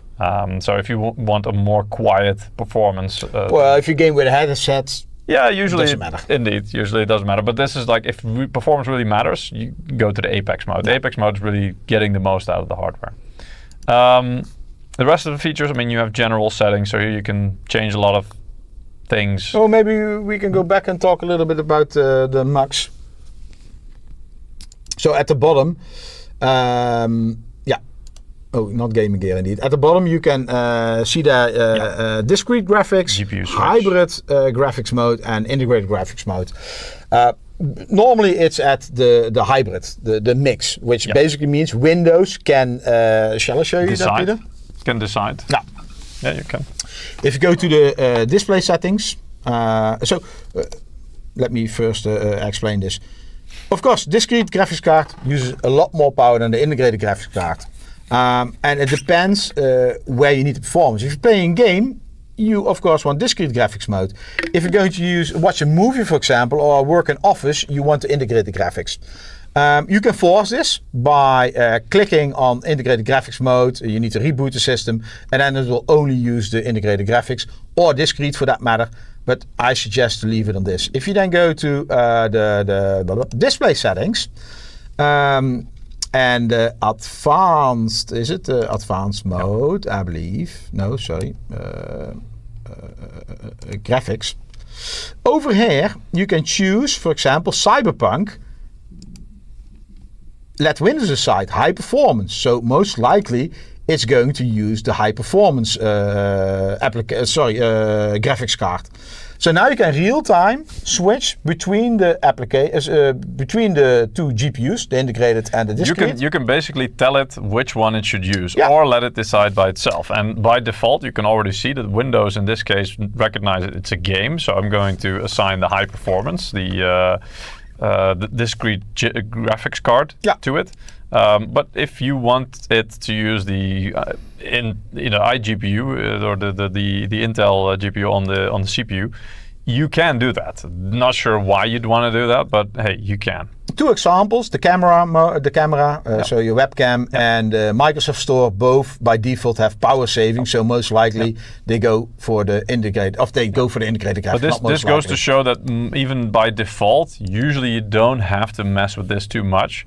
Unless you really decide, okay, maybe there's like an emulator on there, like an Android emulator, and it's using the iGPU, but you're running a game on it, and you want some more performance. Ray tracing. I don't know. Who knows? But there are all different scenarios you can think of, or maybe some software you're using for video editing or whatever, and it's for some reason using the iGPU. But you want it to use the NVIDIA GPU, you can assign that. So comment YouTube. Today's newest integrated graphics are pretty impressive. Yeah, totally correct. Especially if you look at Panther Lake, I should say. Wow, really. But I mean, not comparable with a 28 or a 2090. I mean, then you really talk. Sorry, 50. Did I say 50? Yeah, okay. 50, 80, 50, 90. Okay. I mean, this is a different class, different category indeed. So it might be more than enough for watching videos indeed, or some content consumption or light work. That's more than enough. Even some light gaming in some cases. But yeah, again, like there are the more battery conserving options. But if you want full performance, then you want to go for so this offers a lot of flexibility. And for example, if you're on the road and you want to play a little bit of what do we have, Cyberpunk, you can play it on the integrated graphics. Good luck with that. I wouldn't recommend Cyberpunk, but lighter games, I don't know, Hearthstone or something like that. In the past, a lot of people played that. You want to do this, or will I do it? Go ahead, you're already working on it. So okay. So general settings, a lot of different settings. For example, the Windows key. Now it's active. Enable, disable. Disable, and that's of course for gamers. Same with the switch key. Same with the function key and the Windows key. Some people prefer to have the function key on the left and the Windows key on the right, so you can switch it around. Yes, back again to what's default. So this is printed on the keys, and this is not printed on keys, but yeah, some people prefer that. Yes, thank you. Then we have the GPU switch we just talked about, the Max chip. We can, you cannot see this, sorry. No, indeed. Oh, you can. Wait, does it? Let me check. Yeah, I think so. Yeah. Yeah? Yeah, sorry, okay, you can see this. Yeah, so it's not on the, we're used to if we do this. That OSD. It's on the OSD, so basically it's on the monitor itself. Okay. Okay, then we have HDR. Well, this just goes to the Windows segment. Display power saver. I opened up the display settings, but it seems to be away. Yeah. Oh, maybe clicked it away. We switched the crosshair off. Okay, crosshair off. Advanced. Advanced. So now you see the panel is running at 240 hertz. But you already see something below. You might want to highlight that. Variable refresh rate supported 60 hertz, between 60 and 240 hertz. Yeah. So if I now go to this option, where is it? The display power saver, and I switch it on. Basically, it will lower the panel refresh rate. So when the power is unplugged. So at the moment, it probably still shouldn't do that. But if I unplug the power, let me try that. So now it's still at 240 because it's not active. If I now enable it, and we wait a little bit. The top one, the desktop mode, will go to. I did this previously. Maybe it's because we've picked a refresh rate below. No. Oh, maybe dynamic refresh rate. No. Yes. Isn't? Yes. To help save power, Windows adjusts the refresh rate. So now it can. Okay, yeah. So now it says 60 hertz, or so anywhere between 60 and 240. No, it's not. No. It will do it like this. Let me read this. It's the same. Unplugged, yeah. It's the same thing. It's strange. Anyway, Previously, it went down. Maybe we need to wait a little bit. But then desktop mode will go to 60 forced, and it's the same like this Windows function. Only then it will be variable between 60 and 240. Yeah. It doesn't want to do. Doesn't matter. We continue. USB power share. Basically, if you enable this, the USB-A ports will continue to give power to devices. So you can charge your phone, for example, if your laptop is closed. Yeah. Hibernate, sleep. I think this is pretty clear when you close the lid. Same here. You can do nothing when you close the lid, or you by default, what closing the lid does is it will put the laptop in sleep mode, and then when you open it up again, it will give you the login screen or whatever. But you can also say, okay, when I close the lid, I want the laptop just to stay on and not go to sleep. So that's why we didn't explain that, but indeed, the refresh rate has huge influence on your power usage. Battery life. And indeed, this is for lowering down on battery mode. So it saves you battery. Yeah. Then we have the AI noise cancellation. Well, it's very difficult to display this here, to demo it here. But basically, you can switch it on, and for your microphone and your speakers, it will cancel out noise around you. And then we have MSI QD OLED Care. Very important comment. By default, this is all switched off.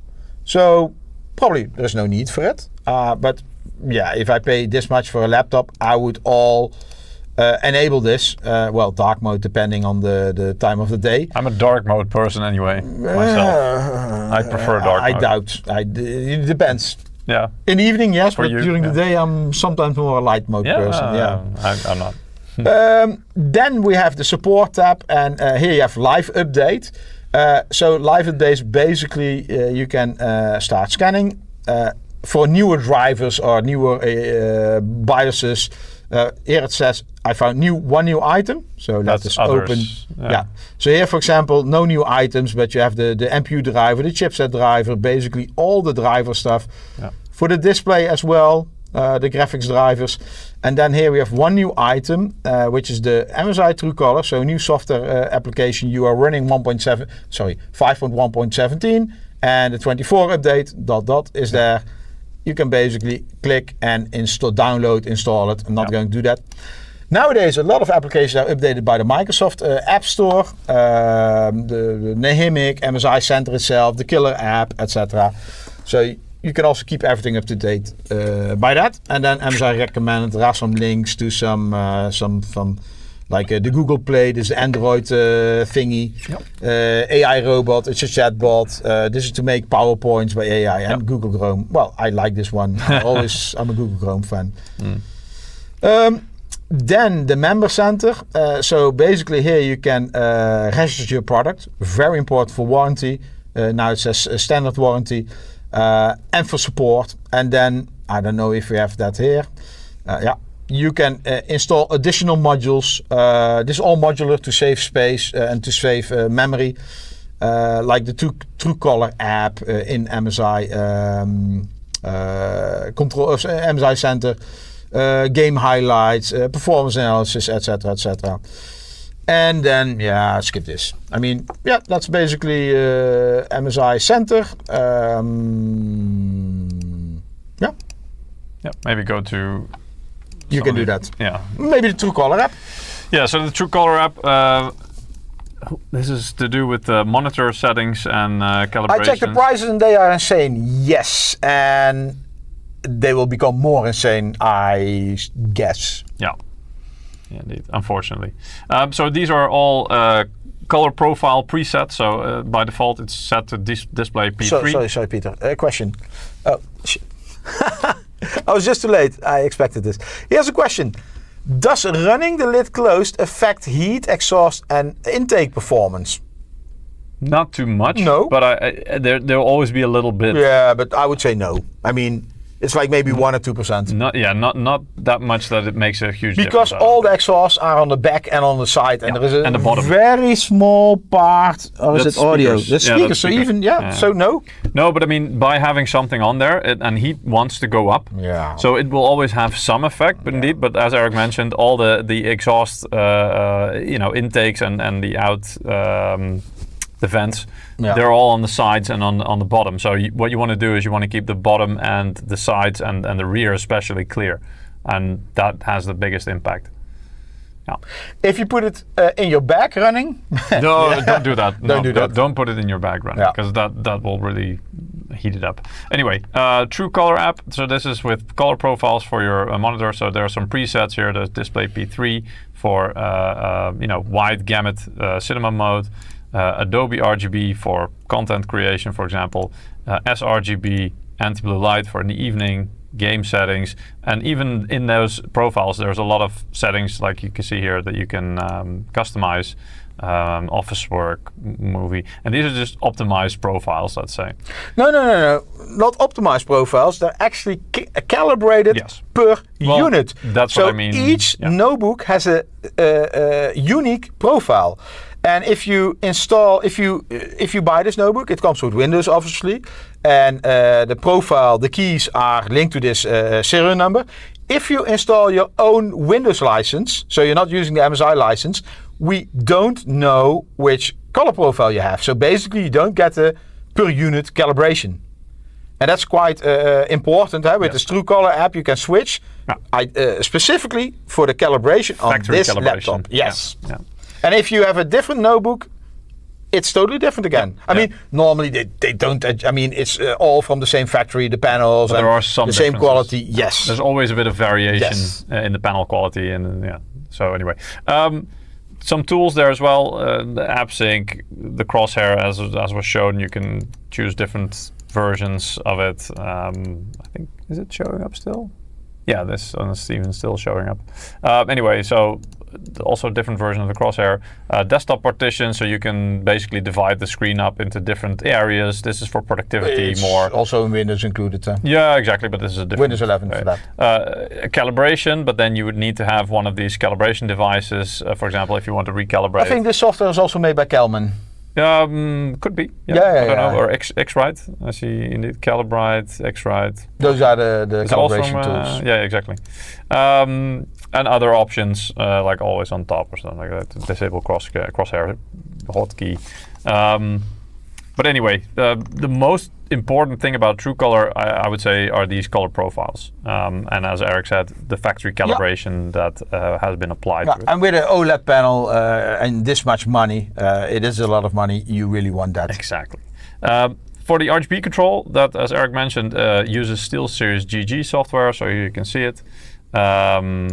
And then when we click on here, we can see. Shall I? This is only the keyboard, by the way. There is, where did I see it? Where was it? Was it Prism? Yeah, here we go. So here's a more comprehensive version. So you have when you want to just do the per key settings, that's where you go to the gear category in the software. So here you can see per key, I can assign different values, I can change it. And there's some presets, I think, as well. Yeah, I'm just looking. Beantown TV. Yes, you're right. Yeah. He's saying I need to do a lucky draw. Yeah. But if you want to do, for example, if you want to change the color or the effects on the logo on the back, Peter, I'm going to do or two, the keyboard, or okay, the RGB bar at the front. Here you can also change everything at once, or just turn it off like this, and then it turns off. Or an audio visualizer, which means if there's audio playing, it will do that. Next winner, congratulations, Hayes. Congratulations. You can still join, participate, go to YouTube or Twitch and click on the Gleam link. And we continue. Yeah. Peter, it's like, I know. and we still want to do some benchmarks. I know. But we also want to show the functionality. Do you want to that I take my mobile, that you can show the result? Or no, what? okay. I think it's... Yeah, they believe it works. Yeah, people can basically see it. You want to show we demonstrate the speakers? We have a movie on here. Sure. Yeah. I muted them. So the speakers are also get quite loud, so we're gonna maybe... Maybe can you take out the phone so we show it in real time so they can also see the movie? They don't just... actually they do. Okay, normally... Wait, but there's I think... Yeah, we get double audio because I think it's capturing this as well. Then you need to put it here on this audio. Yeah, actually, maybe it isn't. Yeah. Okay. Okay. So normally, when you hear audio from games or from movies, we put this via the capture on the PC. Yes. Now we're going to play it via these speakers, so not via the capture. And Peter, maybe you need to. Yeah. I mean, this is. Yeah. I mean, this is via your microphone. With my microphone, indeed, that I have. So. Now we'll try to shut up. Wait, let me. Just move if it's too loud, please let us know. No, Peter, I'm just gonna put it here, like front and center. Yeah, that's where your head is.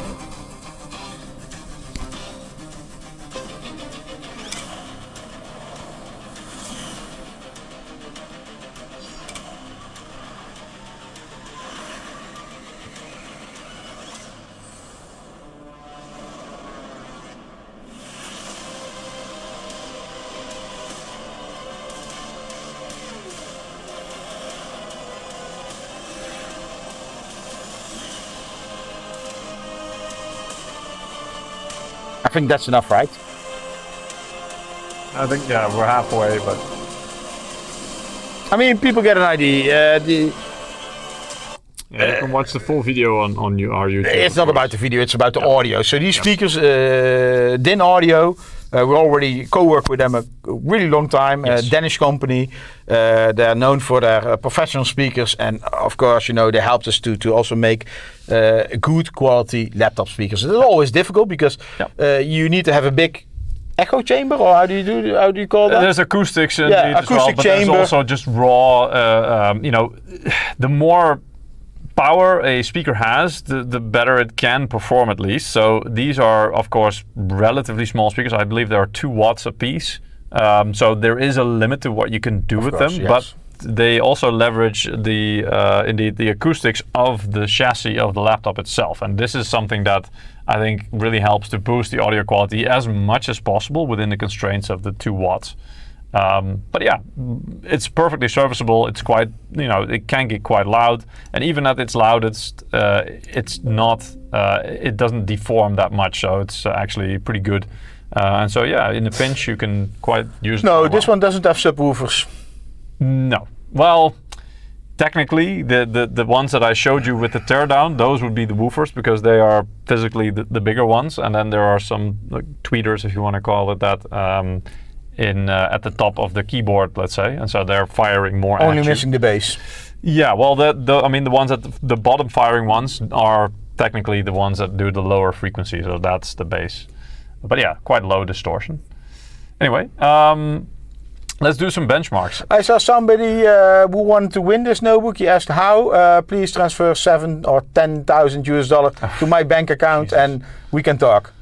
Am I that corrupt? It's painful. Oh. No, that's just like selling a laptop. That's just buying one. Oh, okay. Well, you cannot win it. I mean, you can also transfer that money to you. No, to like a local reseller. Yeah, I suggest that because even if you do it, transfer it to me, you might not get the notebook. Indeed. No, we have Steam wallet codes to give away today. Yeah. So the laptop is actually not up for wins. Nope. We have to give it back, unfortunately. But I'm quite corrupt, so we can always talk. Luckily, this isn't on live stream, is it? Oh. We were good at. Anyway, okay. Do we want to do torture test first to see what we can do? No, maybe first do like how you want to play a game in a normal environment on the power supply, DLSS, etc., etc., etc. All right. Yeah. So we're gonna do Cyberpunk. That's so, the only game we're to the end of the live stream. Probably we still need a half an hour. It's normally with us like that. Yeah. But yeah, we want to show you some benchmarks, what you can expect. Like what we previously said, go to your favorite reviewer to check out benchmarks. You cannot trust us. I mean, we work for MSI. It's like that, right? No, it's more like we just give you an idea of what it can do and how it performs. But again, like in-depth reviews with way more, benchmarks of different games. And honest people are done by the media and way better than what we do. We just give you a quick and dirty overview. So yeah, Cyberpunk, and we've got all the settings here. With DLSS enabled, because obviously this is a 50 series, so it can do that. 5080. 5080 even, yeah. DLSS frame generation is on, but 2x. We can even crank that up to 4x if you want. These days, that's pretty. It still looks pretty good. All the ray tracing is on. I've got pretty much the ultra setting. The only thing I changed. I already hear the notebook. Spinning up. Spinning up. Yeah. I mean, you can. Not sure if you can see the power draw, but it's probably getting a bit more now as well. I can't see it. It's too small. Yeah, exactly. Yeah. I can try to make it bigger. Don't do that. That's probably a bad idea. idea. Like drawing this. No. That's already down as much as anyway, it will go. I will walk over there, Peter. Then I can live comment about the power. Exactly. But the resolution here is still. Power draw is 300 watt in the menu. Yeah.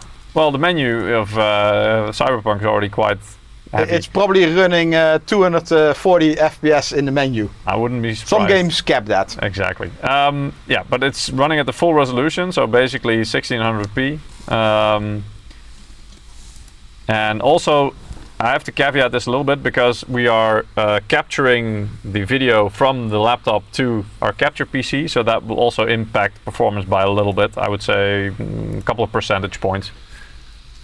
But just to give you some idea, and this is with DLSS, everything enabled. See 420 watts.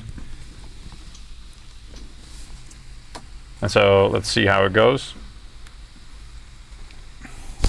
340 watts, okay. Yeah, I mean now it's close to 400 watts. Okay, so we're getting 180-ish. Oh, now it's dipping down a bit. FPS. Where do you see the FPS? 70 on the top left. It's covered by the.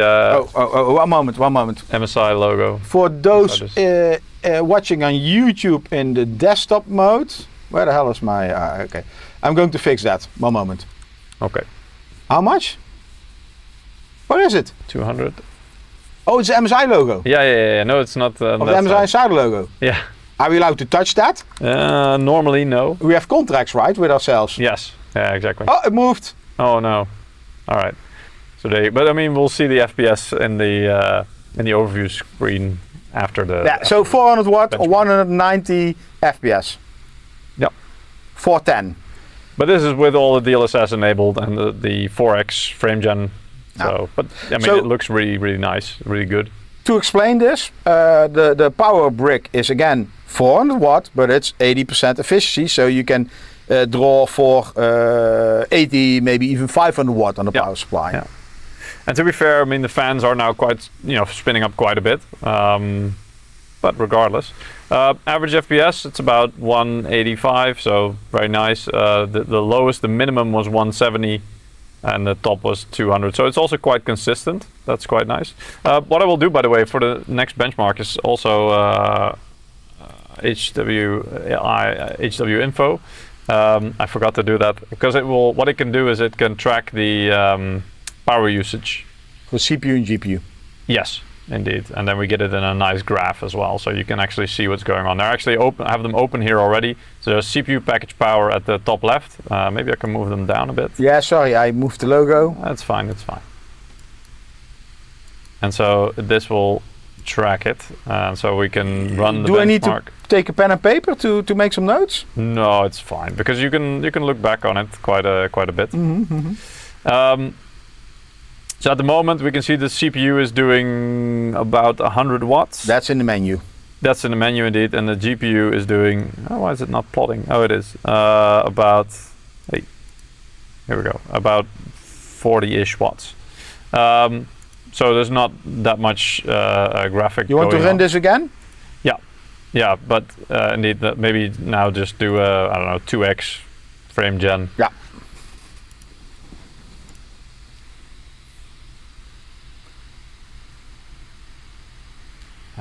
By the way, our power meter to get it on the screen, we took a Wi-Fi socket. It's not calibrated. We will do that in the coming whenever we have time. Now the graphics card is using almost 170 watts. Now it's about 170 watts, and the I think CPU it can do up to 175. Yeah, CPU is going Bananas.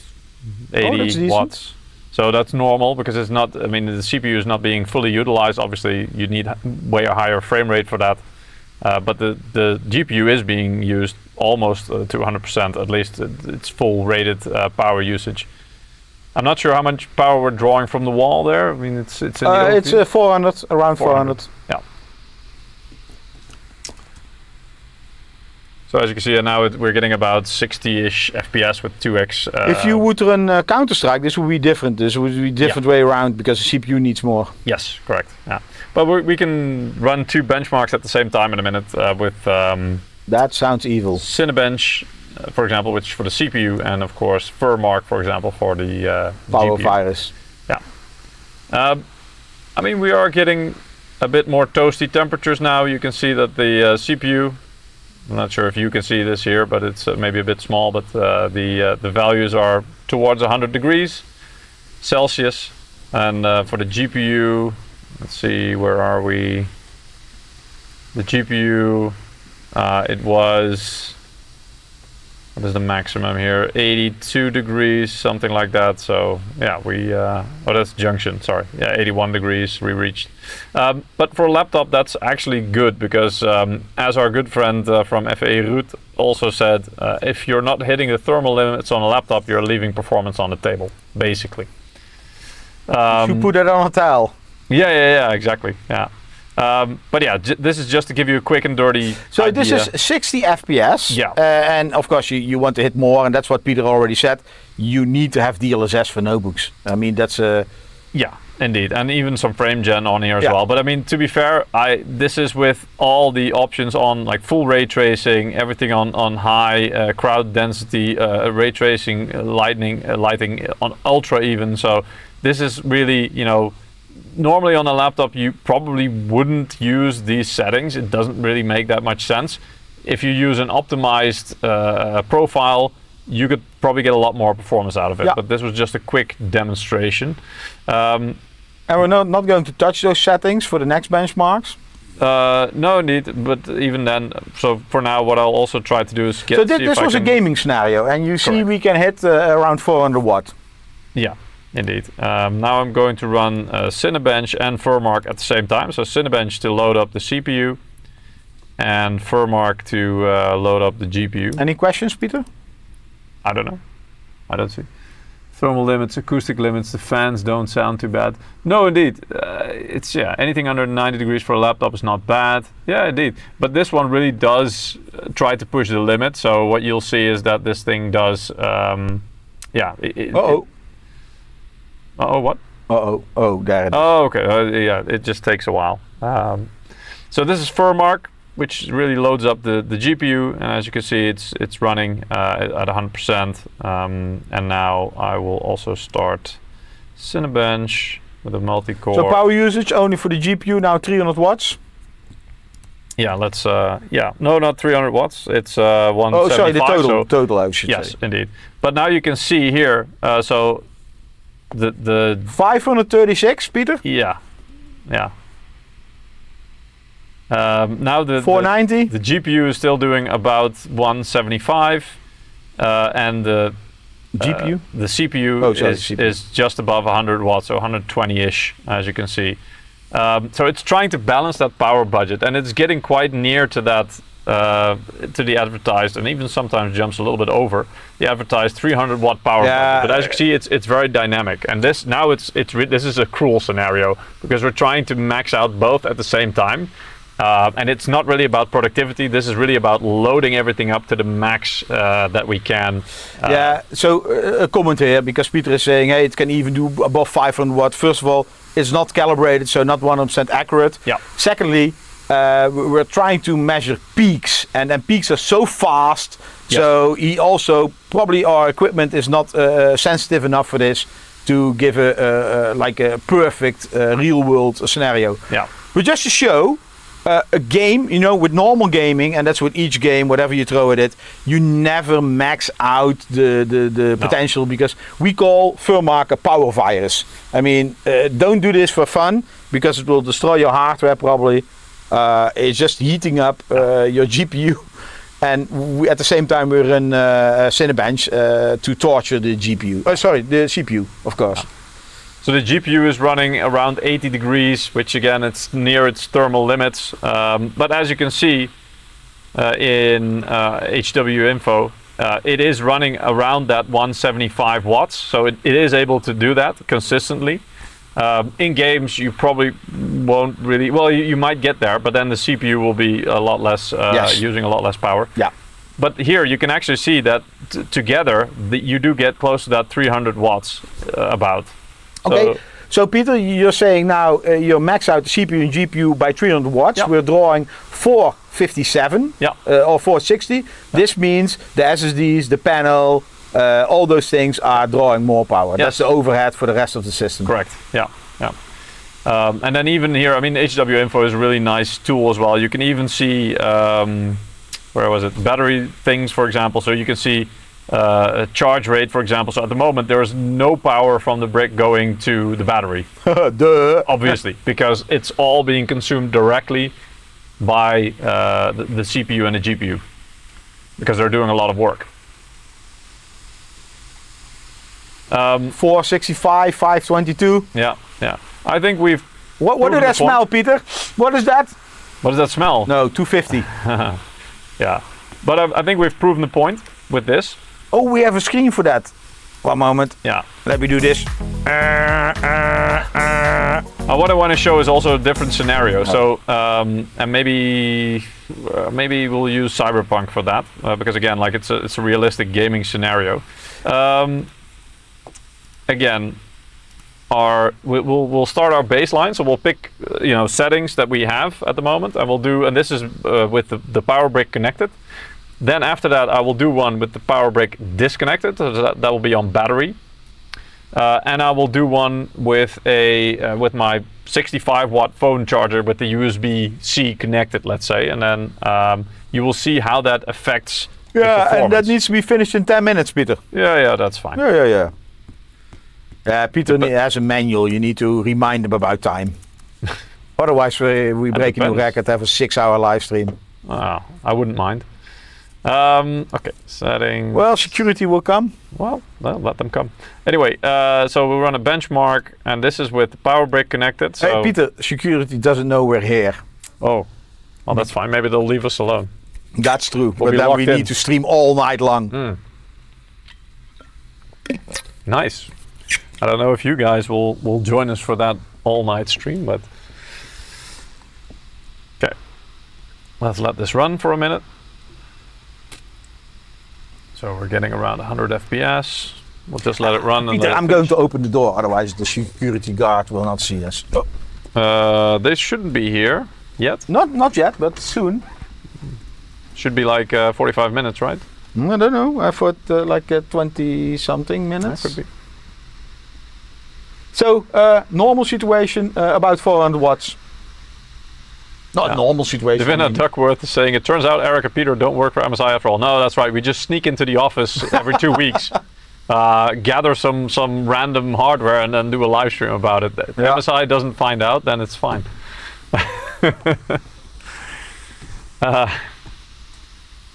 Okay. So Eric, you can do some quick calculation once we've done the benchmarks. Oh, okay. Do we have Excel there? No? No, you don't need that. Just do it out of your head. Uh-oh. You'll be fine. I'm going to use a notepad. Okay. So this is about, I would say 410 watts. The benchmarks is 6834. Yeah. So what I'll do is the total number of frames in the benchmark, that would be a nice, like a score, let's say. So we have got. And then 106. No, that's not important. FPS. The important thing, because then you can calculate percentages, is the total number of frames. That's 6,834. Okay, and this is 6834. Yeah. I have that, and this is with a PSU. With the brick, just drawing power from the wall. Indeed. Yeah. Okay, so now I'm going to quickly just pull the pins, and so now we're zero power. Peter, we have a problem. Yeah, I know. No, because now we're running on battery power. Oh. Okay. Oh. So we're going to do the same benchmark again, but now we've disconnected the power, Yeah. so we're going to Can see you, how that show, influences things. hardware info? Peter? Sorry? Can you show hardware info? Yeah, I may have closed it. No, actually I didn't.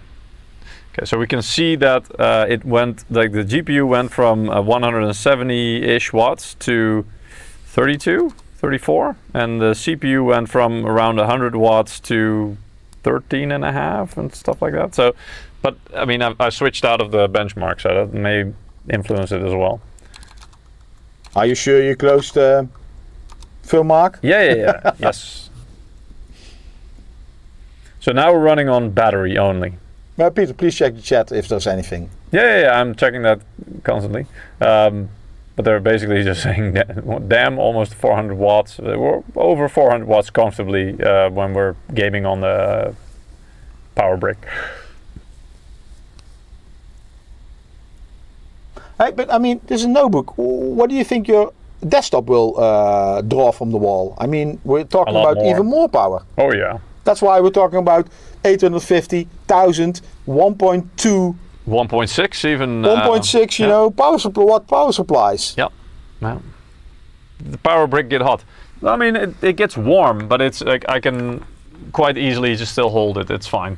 These things are. Put it on your face. If you see burn marks, you're lying. No, it's fine. But look at this. I mean, what was the score before, Eric? It was 6,834. All right, so now it's 1,976. Wow.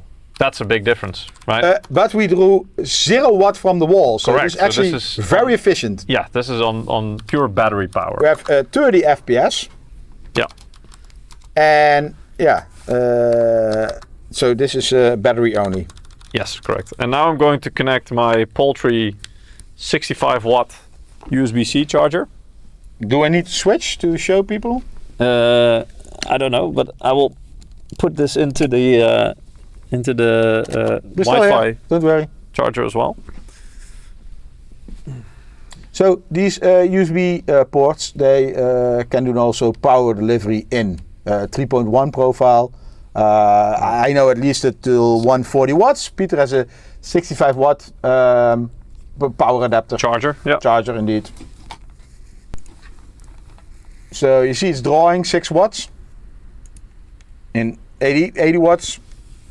How can it draw 80 watts, Peter, if your power delivery is only 65 watts? Good one. Well, maybe this shows how much our calibration is off. That or its efficiency, I don't know. Also overrated, Yeah. probably. Yeah. But just checking to make sure. But yeah, the laptop says, okay, we are receiving power. It's charging. In idle mode. In idle mode, but well, I mean, we're still in Cyberpunk. So let's go back and let's run this again. But now we are charging with USB-C with 65 watts maximum. We draw 83 watt. Oof. Maybe there's some efficiency things going on there. Let me check what our voltage is. Where is my... Our voltage is 223. That's decent.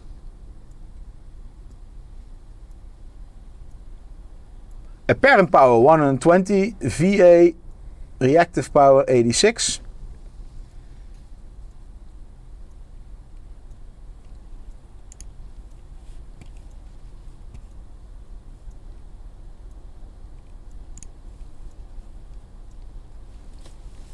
Okay, I'm going to write down we are drawing 83 watts.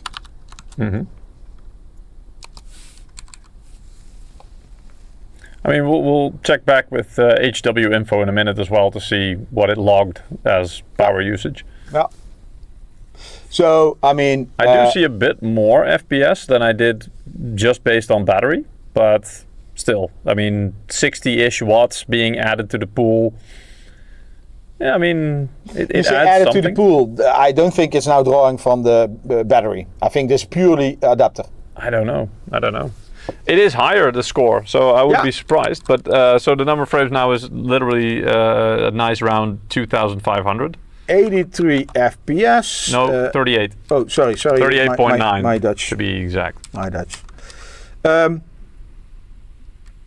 And then the score is 2500. okay. So yeah, indeed, it's a bit higher. And now we'll check with, here we go, with HW info. So previously it was around 40-ish watts. Now it's 44 watt on the GPU. 10% so more. It's a little bit more. The CPU, let's see, that was like 13-ish watts. And after that it was around 20, so it's also a little bit higher. So yeah, I mean it's not hugely more, but yeah, it was a bit higher. But it's a lot less compared to what it was, because remember when we were playing on the wall charger, we went from 170 watts on the GPU and around 100 watts on the CPU. So that's a major difference. Can you read that? No. I put the scores here. Okay, yeah. But I mean, that's fine. But I mean, in terms of percentages, we went from, what was the first one with the adapter, with the power brick?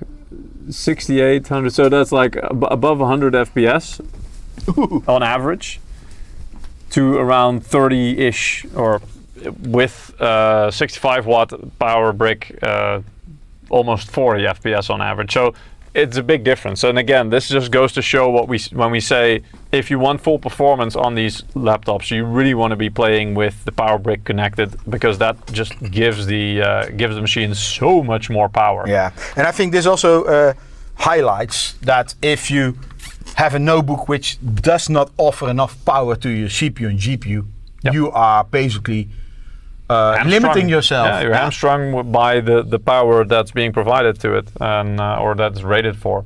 Yeah. Anyway, and I think that pretty much concludes what I wanted to show, right? You can run. Yeah. Yeah, you can run it on battery. No, but not maybe only for a demo. I mean, we ran it for for a benchmark. Peter, I know it's late, but I still have one request. Oh. Go to Windows, force it to run on integrated graphics. What, in Cyberpunk? Or is that a stupid idea? That's a very stupid idea. That's why I like it. Yeah, but okay. It's always something with me, right? I would probably have to quit the game first as well. You already did? Yeah, but it probably wouldn't switch mid-game. I don't think so. No. I'm thinking possibilities. No, you're thinking in ridiculous things, but fine. I like it. Do you want to do the power break though? I mean. Yeah. I mean, integrated graphics. I don't know. I don't know if this will work. So you pay a lot of money? Yeah. For integrated graphics, saying. All right. Well, let's maybe see. some people join now and see this. This is like giving poor performance. Oh, crap. Oh, we didn't show the killer software. Yeah, wait. We even don't know how it works. Hey. I wanted to. What CPU is it running? This is a 290. CPU or GPU? CPU. Yeah, that's Intel Core Ultra 290 Plus. HX Plus. Yes. Yeah. Basically, fastest Intel gaming desktop CPU for mobile. What? Oh, the desktop should not be in there. The fastest mobile. Cyberpunk encountered an error during ray tracing initialization and will now be forced to close. Yeah, because it doesn't have ray tracing. Yeah. So we have a problem. Anyway, it was a stupid idea. Yes. It's not going to work today. We're still going to do a giveaway. Yeah. Just to make it up with you. And then we can end the stream, go to main, and then I think it's... Yeah. I'm going to put this away because I don't see myself. Where is my mouse? Okay. Okay, cool. We're back. Peter, we survived. Not? So far. Is that security I hear?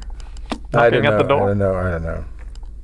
I opened the door. Maybe you should explain to them that we still want to do an integrated graphics test of Cyberpunk. Okay, 2 of 7 won. 2 of 7, congratulations. You also get a voucher, Steam voucher, wallet code in the coming days. Peter normally sends them out the day after, right? It depends, but yeah, usually. Good job. Yeah. I'm quite consistent with that. So, thank you all for joining. We know that we will be back in 2 weeks' time. Yes. But we don't know with what. No, we don't know the topic yet. We're still, we have a couple of options that we're looking into. We're thinking about MSI routers. Yeah, networking. We're thinking about an all-in-one, Pro Max all-in-one, which we have on hand. Yeah. And we are trying to get our hands on the new MSI high-end MEG E15 liquid cooler and the 900R case. And that will be my preference. Yeah, but we would still need to be able to get our hands on it. Yeah, it's somewhere here in the building. We're not sure if it's already sent out to the media. It's not our sample, indeed. That's a big problem with it. So we'll have to see if we can borrow the sample. So, worst case, we're back in 2 weeks with Peter. Best case, we're back in 2 weeks with me. With you, sorry. With both of us. All right. Anyway, thank you all for joining. And what I really like, not in 2 weeks, but in 4 like weeks. and subscribe. Yeah. They know this.